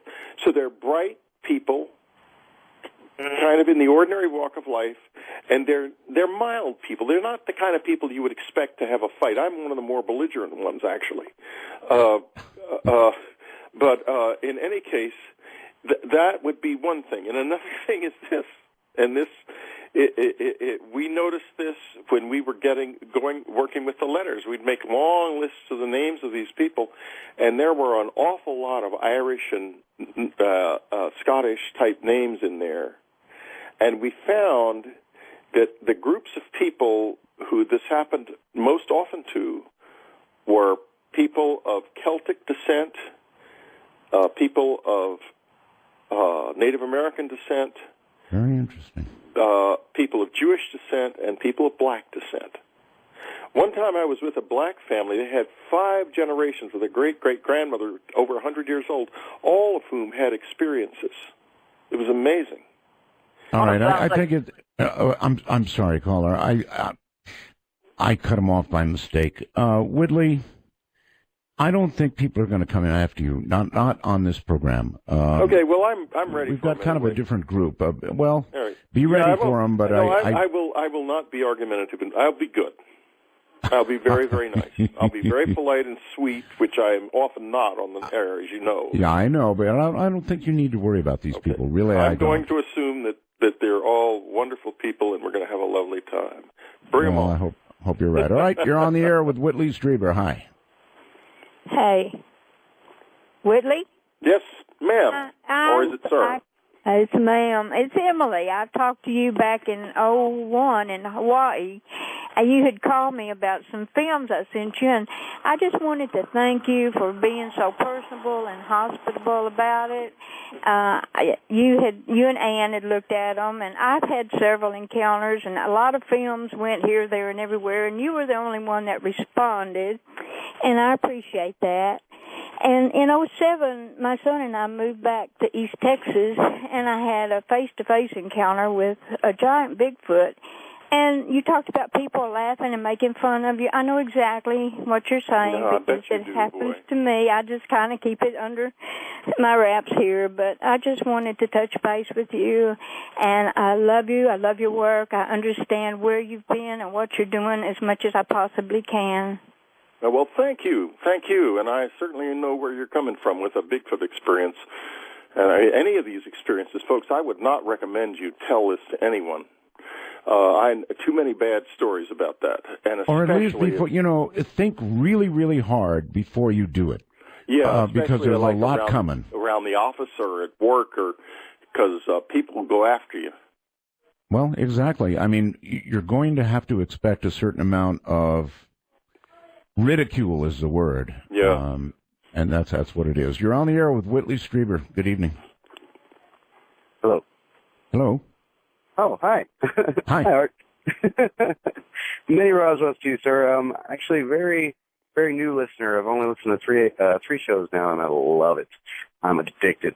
I drive a truck, and I don't even drive throughout the night. I just listen to you just to listen to you. And Mr. Whitley, I have to say that honestly, I've never actually found the anal probing to be humorous. I've always found it as a serious matter, I don't have any. It's a serious matter. Oh, exactly. And, I could never understand why people could make fun or make light of a situation such as yours. When I was listening to your story in the beginning, and just the goosebumps, and I've never had a UFO encounter. I've always been not skeptical. I've always been interested in UFOs and aliens and abductions and sightings and things of that nature. And now that I have this resource, it's just amazing. I've been looking at all the websites, and I've been browsing yours, and I'm thinking of subscribing. But my question actually is, as far as the implant that is in your ear, you said that you've had 2 surgeries, correct? One. Okay, so the one surgery, and it would move. And the one I told you about, I had the surgeon on the air. He said it moved, period. Yes, sir. And is there, have you thought of maybe of alternative ways of possibly, like freezing, I'm not saying, like before the surgery, somehow immobilizing it to where you could get freezing? Well, actually, that's a pretty interesting question. It is an interesting question, but I'm not so sure how interested I am in freezing my ear enough to where the thing would not move. But here's the bigger issue. What happens to me if it's taken out? Because I can't answer that question. It could be I'll be better. It's a good point. Could be I'll be worse, maybe much worse. I don't know the answer, and without knowing the answer, I'd like to wait until I'm damn well finished with this life before I take another shot at it. That may be when you learn about the next chapter. Who knows? Yeah, maybe. Let's see. You're on the air with Whitley Strieber. Hello. Hello? Hello. It's Dark Matter. You're on the air. Hi, this is Tim calling from Louisiana. Hi there. Hi. Art, Roswell's to you, and Mr. Strieber, fascinating story. The reason I'm calling in is I had something to share. I didn't know it, but you kept mentioning communion throughout the program, and then it just rang a bell. And so I Googled it, looked it up, and communion 1987, is that when it was published? Is that correct? Yes. Okay. My little brother and my mother, one day, I grew up in Sturgis, Michigan, and we grew up in about 2 acres of property with multiple cornfields around us. And he was 6 years old, and my other brothers and I, I've got 4 brothers, we were all at school, and my mom was out hanging laundry, and she had seen like a dark shadow or something like that, excuse me. or something, but we had a bunch of walnut trees and everything in our yard, so she just thought it was maybe clouds or something casting a shadow. And something told her something, wasn't right. I don't know. I can't remember exactly how she described it. She looked to her left, and my little brother William always stood by her side and wanted to help with the laundry, but he was gone, and she couldn't find him. Well, she ran around like some brush that's in our yard and stuff like that, and there he was staring up at the sky.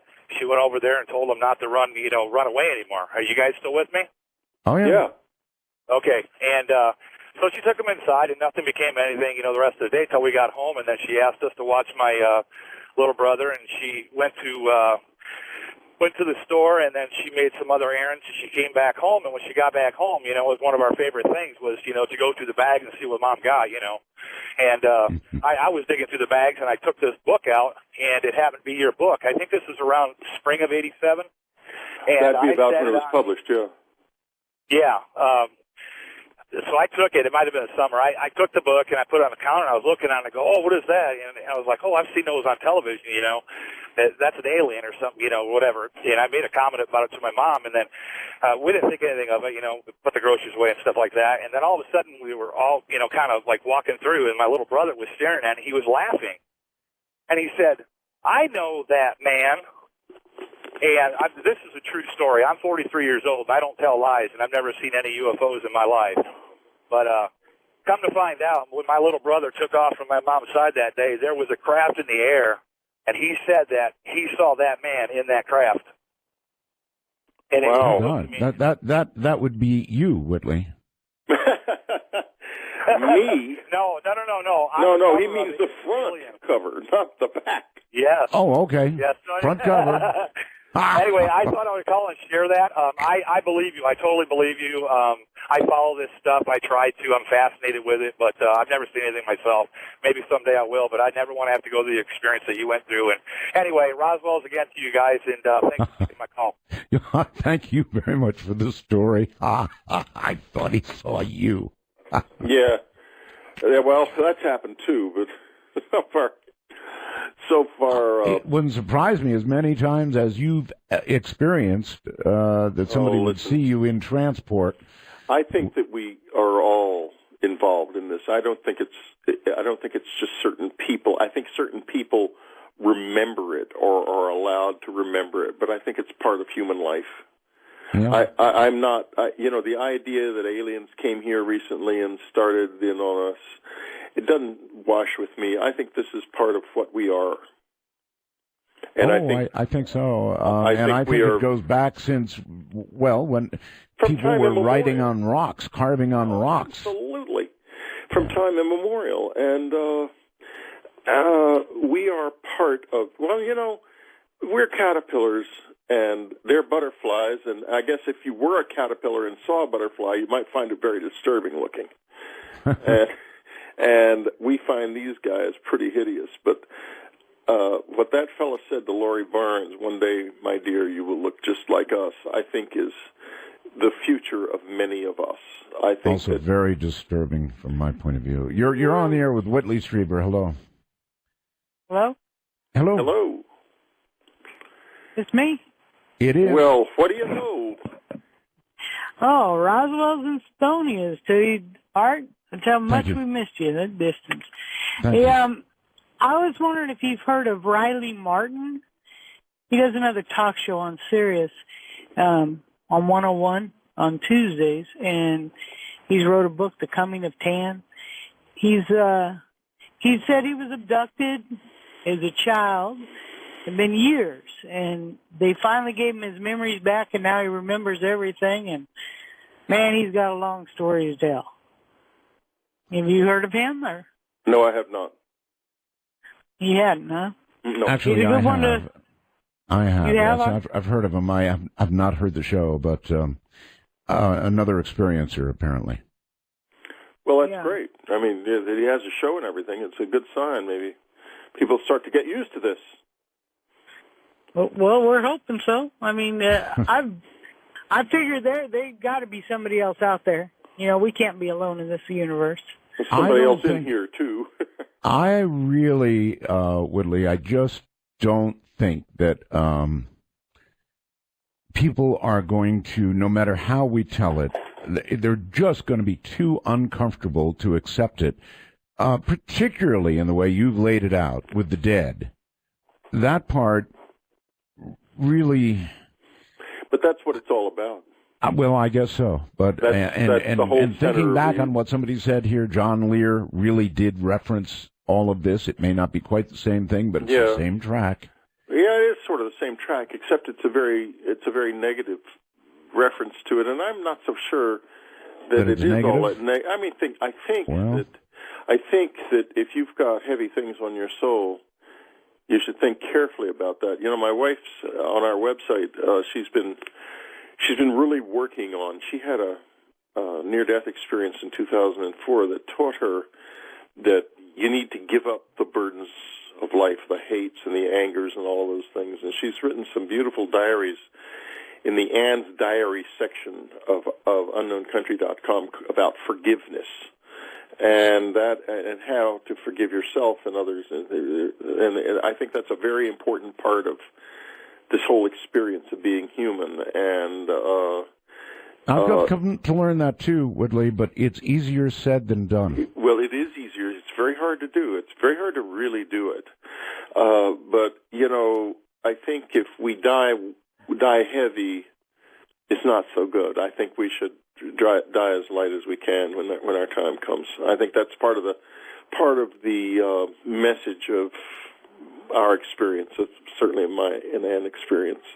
Okay. And maybe part of what our message about the soul is about, that the soul is very real, and it is why we're here, and we need to live compassionate and forgiving lives.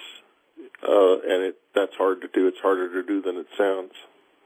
All right. You're on the air with Whitley Strieber. Good evening or morning, whatever. Hello? Hello. Yes. Yeah, that's Bob.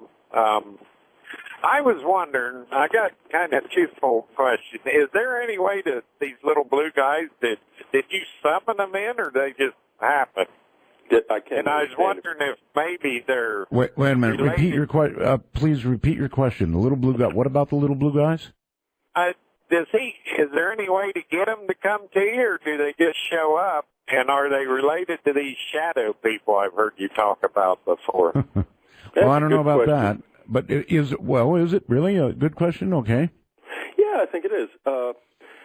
We were able to get these beings, and there's two types that are in my life, and a third type also, I will say, these tall blonde creatures, but that's another story, part of my story. In any case, the two that are the most alien-looking are these little very short, dark blue creatures, and the very fragile, gray-colored creatures with the big eyes. There's two different types, and they often come together. And in my life and in the lives of many, many other close encounter witnesses. Now, Anne was able to, a couple of times, 2 or 3 times, to get groups of people to the cabin, and the visitors showed up definitely, in no questions whatsoever about it, in complex, elaborate experiences that were not hallucinations or dreams on anybody's part. Mostly, when they came, they just came. Now, I spent many years meditating. I meditate daily. I was doing that when this started. I was open to it, and I was there for it. And how important is that? If you want this to happen, God forbid, I don't know why anybody would want this to happen, but if you do, is meditation one direction to go? And I think meditation is important. I mean, there are people out there who will make you pay a lot of money to go out and shoot laser pointers at the sky and stuff. But I think it's a much more personal and deeper experience. And now I meditated for, 30 years, 25 years, 20 years. I guess I've been meditating 85, 75. I'd been meditating for about 20 years before this happened in my life, and I wasn't looking for it when it did. I was open, though, and I guess they sensed that or were aware of it or saw it in some way. But then subsequently, when I was learning to communicate with them, meditation was absolutely essential.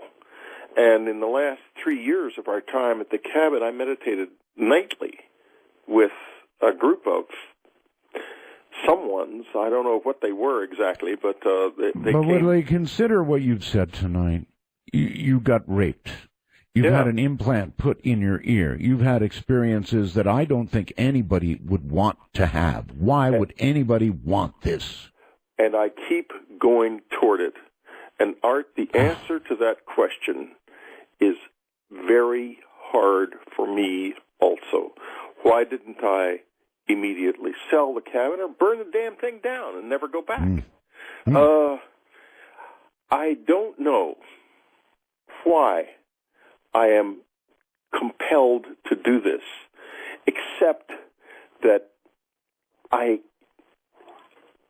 just sense, and I can't get away from this, that it's about the truth and it's terribly important, and I won't quit.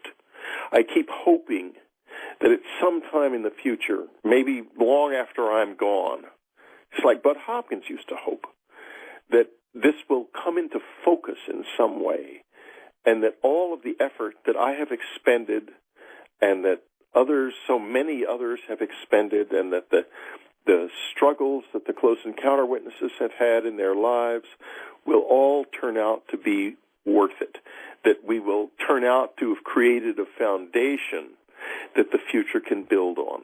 That's I hope you're right, Whitley. I hope I am. I really hope you're right. All right, hold tight. We'll take a break here. It's hard to even understand why somebody would be compelled to continue to seek this out after everything he described. Beyond my ability to digest. This is Dark Matter.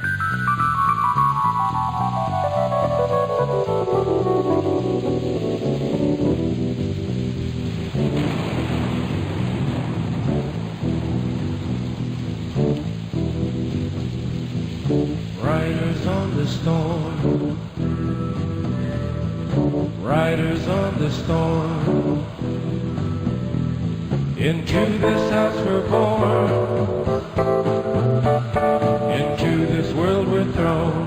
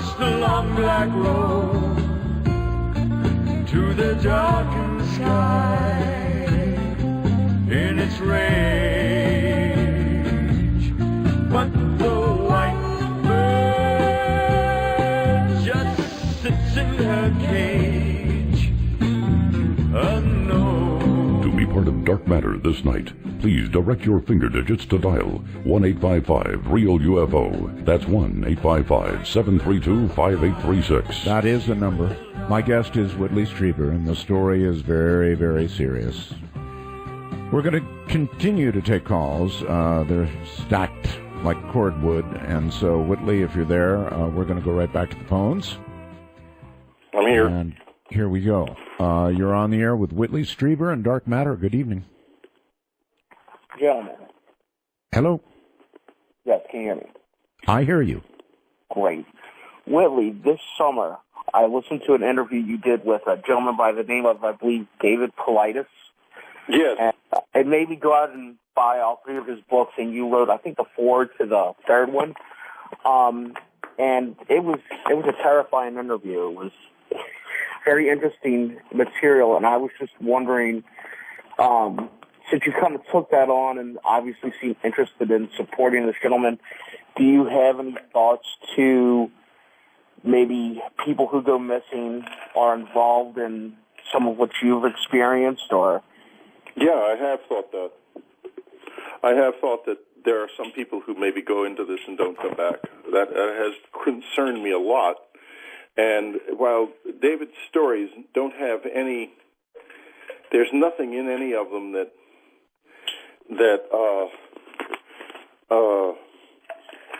would indicate that does happen. I'm not so sure I see why it wouldn't. In other words, I have a feeling that there may be some people who go deeply into this. I know a few cases of people who have gone into it in another way, who have kind of, the visitors have come deep into their lives and they kind of roll up the carpet. In other words, they go way back in the woods and live very simply and quietly by themselves because, Art, you've been talking about how this is so scary and so on and so forth, but there's another side to this, and that's that once you get past the hard stuff, if you do, which I eventually did, obviously, I wouldn't kept doing it, it becomes like being part of a larger world. It's an extraordinary and beautiful experience, and on the one hand. Now, on the other hand, one of the stories that David has in one of his books took place. A young kid, was out partying in the woods and at night, and when the party was over and everybody had gone home, he was no longer there. He was gone. And he stayed gone. There's never been a trace of him found. That happened a couple of miles from the cabin where I used to go out in the woods all the time and meet the visitors. Not only that, it happened apparently on or very close to an incident where they were trying very hard to get me to come with them. And I wouldn't do it. So I have to say, I think it is a possibility. Yes, and don't you think that if you had decided that you would be willing to go, you'd be gone? I decided, I'll tell you exactly what happened. I had made a plan with them. And it wasn't like sitting across a table and talking to someone. It happened in your head, and it felt like your imagination, but at the same time, then it would become real, and I had gotten to the point where I was used to that. I was handling that pretty well, and the plan was that they would call me, and I even built a bench in a certain place in the woods where I would go sit, and one of them would come sit beside me, and we would talk. Wow. That was the idea. And the call came just at dawn one February morning in the cold, in the form of a sound like a trumpet echoing across the woods and waking me up in the cabin. I knew what it was immediately. There was nothing else was going to make that noise like that. And I'd never heard it before, but it was just so otherworldly. It was obviously something to do with them. So I threw on my slippers. I had a pair of good thick slippers and a big robe, and I went out into the woods. And to do that, you had to go over a deck and then cross a yard and then up a little rise, and then beyond the rise was a woods, and then beyond that, the clearing where the first experience had taken place, I was pretty sure. So I go up on the little rise, and I can see through the naked winter woods an object, a big dark object in that clearing, and I can see a couple of figures standing near it. and I can hear it. It's making a clanking noise, and that clanking noise was very familiar because when these things slow down, I mean, people think of flying saucer, oh, I must make a, very otherworldly whirring noise. Believe me, it's all much more down to earth when you're close to it than you would think. In any case, it was there. And I thought, oh my, they are here, it's going to happen. And I started to walk down into the woods, and I stopped for a second, and I heard this voice. It was these blue guys again, the tough ones, going, come on, come on. Mm-hmm. And I thought to myself, if I walk down there and I never come back, what happens to my family, my son and my wife, lying there in the bed, and what she's going through, and she goes through every night when I go out, and she won't talk about, but she won't stop me, but I know she lives in a kind of hell because of this. Maybe you were supposed to be considering that, Whitley. Maybe that exactly. was it. Yeah. And I turned around, and I went back to the house. When I put my hand on the doorknob to walk into the house, there came from above the woods 3 cries. The sounds remain, to this day, the most emotional, most beautiful, most heartrending sounds I have ever heard, and also the most perfectly executed sounds. They were so perfectly timed together, and it's hard to explain this, but they were like hearing something perfect, like a voice of perfection. And so much so that I love classical music. I couldn't listen to it for nearly a year afterwards. It sounded like mud compared to that little second of those sounds. So beautiful, so filled with regret, so filled with emotion. And then I find out a little while later this kid just disappeared down the road. Yeah. And what am I to think? And there's other even darker stories, Art. Darker. Maybe he wanted it. And you didn't. Here maybe comes he a question. Went to a good place, but God, who knows? Well, that's right. Here comes a question on behalf of many people. I keep getting these messages when I'm on the air, and this one represents many people. Please ask Whitley if he thinks there's any chance that these creatures could be demonic. Of course. Certainly. Well, I mean, on the one hand, you picture you tell us the terrible things they've done to you, but then on the other hand, you say actually good things about them at times. So that's why we call them the grays, because it is a gray area. It has a dark side to it, and it has a light side to it. I went through the dark tunnel of this thing, through the dark labyrinth, and on the other side, I came to a level of it which was richly educational, informative, and transformative. The wonderful man who wrote the introduction to solving the communion enigma, Jeff Kripal. Jeff is a religious scholar of the first rank, and he said to me, Whitley, what you need to understand about this is there is such a thing as the dangerous sacred. He is the chairman of religious studies at Rice University.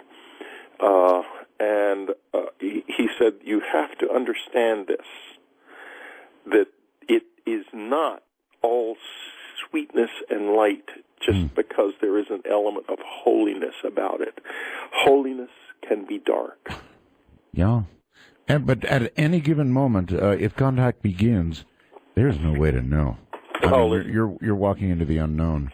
Contact, listen, if contact became general all over the earth, yes, that would mean that it was demonic, because we are not going to be able to take it. It's hard to take, terribly hard to take, even when you've had it in your life for years. The most recent time the visitor showed up in my life in this apartment was an incredibly, where I live now in California, incredibly beautiful, devastatingly difficult experience, because they are just so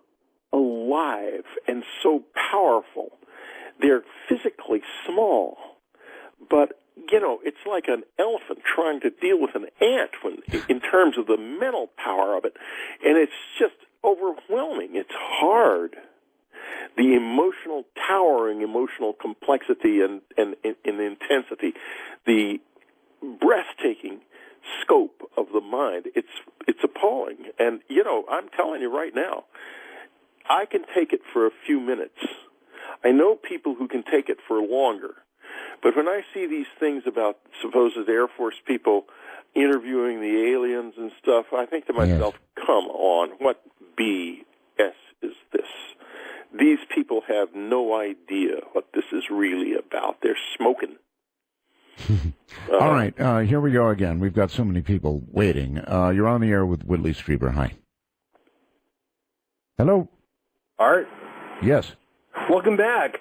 Thank you. Whitley. Hello? Yes, we're here. Blue Doctors. What's that? Yes. What were they? Why do you call them doctors? I'm curious.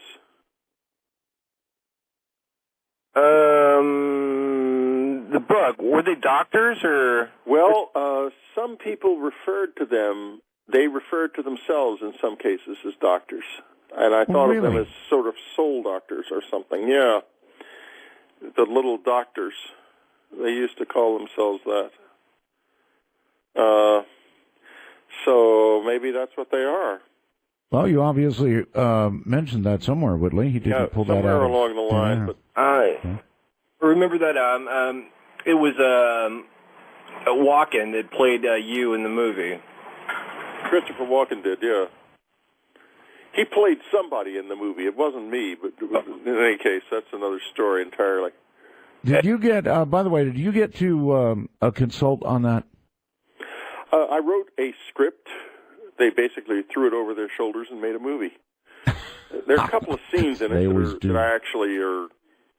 Yeah, I wasn't... I thought the movie had some good points, but they messed up the special effects, in my opinion. I don't think the effects were very good, and Christopher Walken's over-the-top performance was meant to mock me, and I knew that, and I found that very annoying. You're on the air with Whitley Strieber. Good evening. Yeah, good evening. How are you? Fine. My question is, because I've heard lots of interviews, and how does he know he hasn't been programmed or being programmed by that implant? Because one of the things that Whitley said was, don't go into the light, go into the dark. No, I think that was John Lear, actually. Yeah, but he said Whitley told him that. No, I didn't tell John I think Lear. that's right. I did not tell him that. I didn't tell him anything like that. And but it does sound like something I might have said, simply because I went into the dark, and I found it very interesting, actually, after a while. Scary, but interesting. I remember John Lear saying that, and I think he was quoting you. He might have been, and I can well imagine myself saying it, but... I remember because it's bothered me ever since. Why? I went into the dark. What do you mean, why? If I'm in a... talking about going into hell or something. I was talking about going into the woods at night. Well... It's a little bit more innocuous, woods, okay. don't you think? Well, I was putting another spin on it. Well, I know that, but there is no other spin. As far as I was concerned, that was how I was answering that question. If I don't remember specifically talking to John Lear about it, but I did often and have often said that I would recommend going into the dark if you want to find out what the truth is, because the truth is in the dark. Okay, thank goodness. That has haunted me, literally, ever since it was said to me. In fact, the way it was said to me was, Art, don't go to the light, go to the darkness. The light is a trick. Now, can you understand why it bothered me? I can well believe that would be said, and it sounds like something that might occur to me to say and that I may have said, because I think it might be true. And now it's bothering me again. You're on the air with Whitley Strieber. Hello. Mega Roswell's Art, and good evening, Whitley. Good evening. Yeah, I had a quick story here and a question. Every Wednesday after I drop my son off at school, I'll take a ride up in the mountains to this restaurant on my bike, It's about a half-hour ride. And 2 Wednesdays ago, I dropped him off at 8. It's about a 30-minute ride up to this restaurant. I get there and I sit down and order my, I always get breakfast there and order my usual, and the lady says, well, we're not serving breakfast anymore. I said, well, what do you mean? You guys stopped serving breakfast? And she said, no, we still serve it, but we stop at 10:30. And I said, well, it can't be like more than, 9 or 8:30. And I pull out my cell phone, and my cell phone says it's a little after 11:30. And I totally kind of like thinking, did I drop my son off late at school? And I was like, nah, because I remember all the cars there. It was 8 o'clock, and went outside and was kind of scratching my head, getting ready to head back down to make sure I didn't drop my son off late. And I had this burning sensation on the back of my neck. And when I got back home, I got in the mirror and looked in it, and it looked like a little burn. Now, a few weeks later, it's kind of healed, but it feels like there's like a BB or something inside there. And somewhere, it appears that I've lost 3 hours. I ended up picking my son up at school and asking him. He's like, no, you dropped me half the time. I was there all day.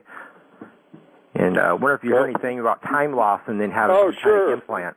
Yeah, missing time is very common. Bud Hopkins wrote a book called Missing Time about that very experience of missing time. And I had that experience, but in a very unusual context. I was in France with my family. And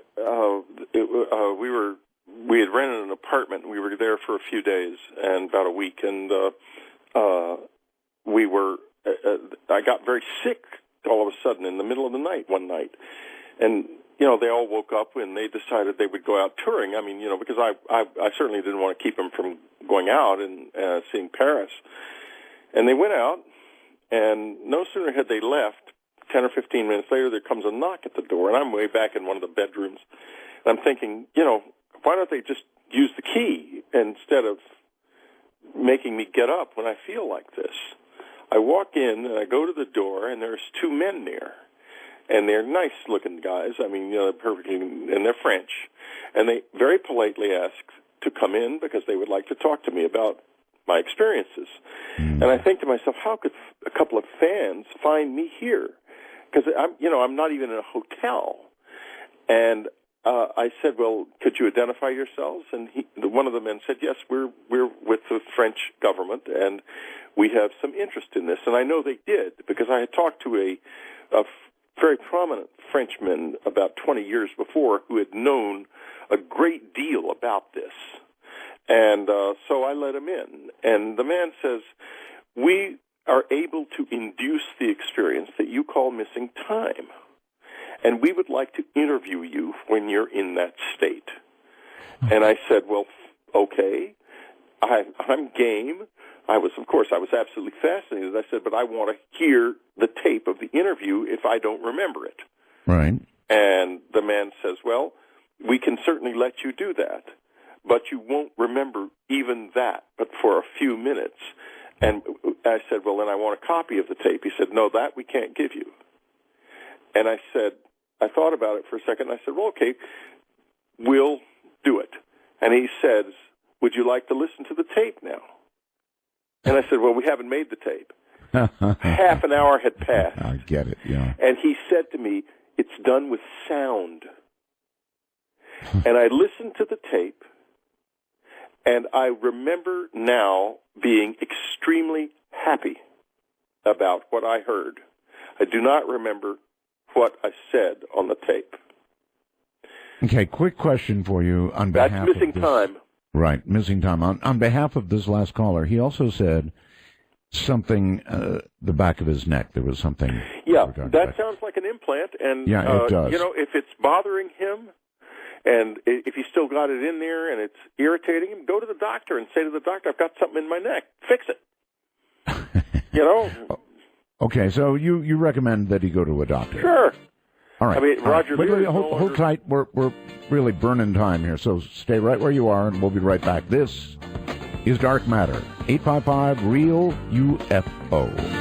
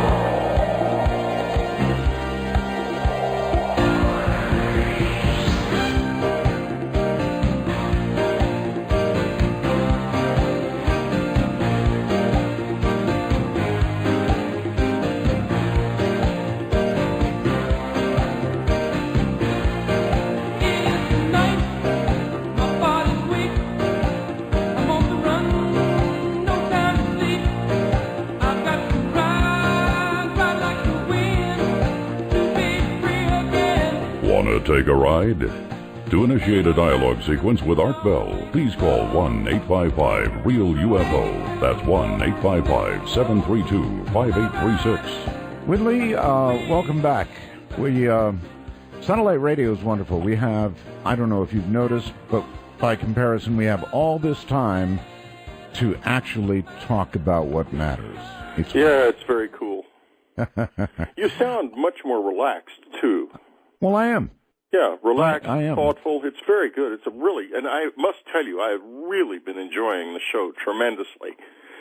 I so enjoyed your first show with Dick, and I enjoyed your show with Stephen Greer, and the other shows have all been very enjoyable. So. Well, as I said, you can just sort of relax and get into the content and almost get lost, get lost in it. You're on the air with Whitley Strieber. Hi. Eric, I just wanted to tell you Mega Roswell's, and I wanted to tell Whitley that I've enjoyed his books. I've read almost all of them, and I find them to be riveting and so informative, and the work that he's done has helped everybody by letting them know what's going on, and I was unaware that things had kind of gone downhill, but I pray that they are getting better. Well, they are. I mean, there's always ups and downs in this life, and thank you very much. I remember the low point, as you well know, with people think you've just had a sweet, easy ride. No way. Yeah, that's right. No way. A lot of things we can't talk about here. Hi, you're on the air with Whitley Strieber. Hello? Yes. Yes. Hello? Hello. Yes. How you doing? Fine. Great. Hey, listen, I was listening to you the other day, and you was telling me that you're from, you spent some time in Alaska. And I did. It man, great. Because I saw this movie, The Fourth Kind, and that really it was a really disturbing movie, but it made me kind of believe a lot. Well, it's a work of fiction, The Fourth Kind. It's called a faux documentary. In other words, it's a false documentary. It didn't really happen. Oh, okay. That's what I wanted to know. But it could have happened. I mean, he was Olatunde was. Ann and I spent some time with him talking about this whole experience, just in general, the director, and it's credible in the sense that it's something that certainly could have happened. Oh, okay. Yeah, because it just didn't happen to. I'm sorry. It's getting a little confusing these days. We're mixing what we call reality TV in with actual documentaries and pseudo-documentaries and what's real and what's not real. Right. It's getting a little hard to discern. It is getting, and I would have, I wasn't too in favor of it, of the way he went about it. But, it's, I guess, when, what was it, Blair Witch Project and then Paranormal Activity came out. Oh, yes. Everyone wants to make movies that feel like the real thing, but actually are fiction. And they wanted to. Now the fad is past, so perhaps you won't see so much of that anymore. Maybe that's a good thing. Whit, is there anything, and we've got very little time, but, I want to ask if there's anything you wanted to get in tonight that you didn't, or anything you want to add, or websites you want to plug, or books Yeah, plug, I want to plug my website, unknowncountry.com. It's among the coolest websites in the world. It has filled with all kinds of marvelously well-done stories about all manner of edge subjects, and it's very credible. It was created by Ann Strieber, and she and Carrie Beeson are now the two news people. I'm on it a lot. My radio program, Dreamland, is on it.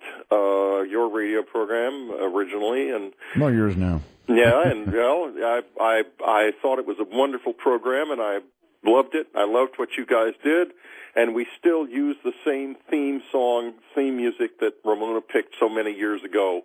Oh, now, this weekend we have Peter Lavenda, who is a fascinating man, an adventurer. He's just back from the Far East, bringing with him some of the most remarkable and unexpected stories about Adolf Hitler that you will ever hear. Yeah, I've heard about this man.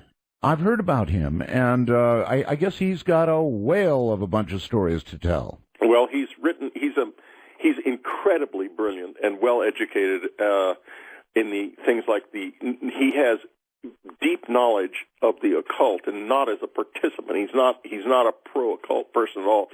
He wrote a book called Sinister, a series of 4 books called Sinister Forces, that are about the occult influence on America, the American government, and the Nazi U.S. government connection, which runs very, very deep, and which I was exposed to as a child, and you'll find that story in the Communion Enigma book, Solving the Communion Enigma.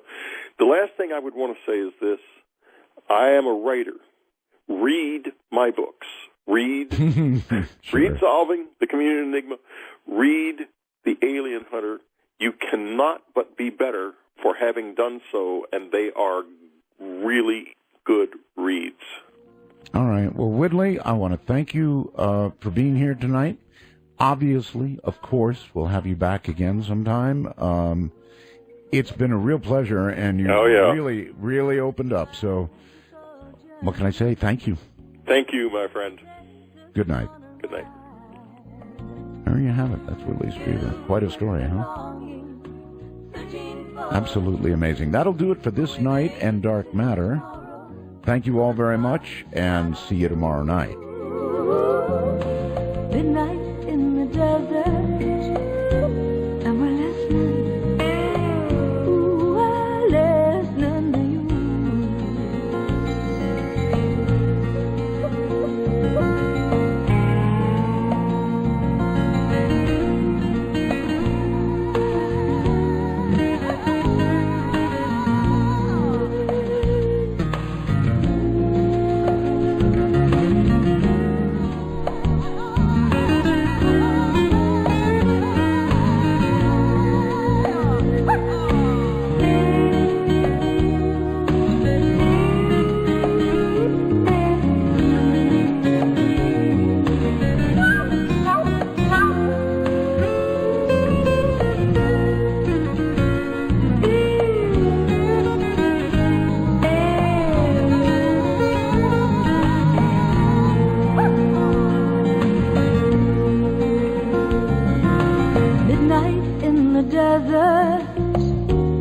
There's wisdom in the air.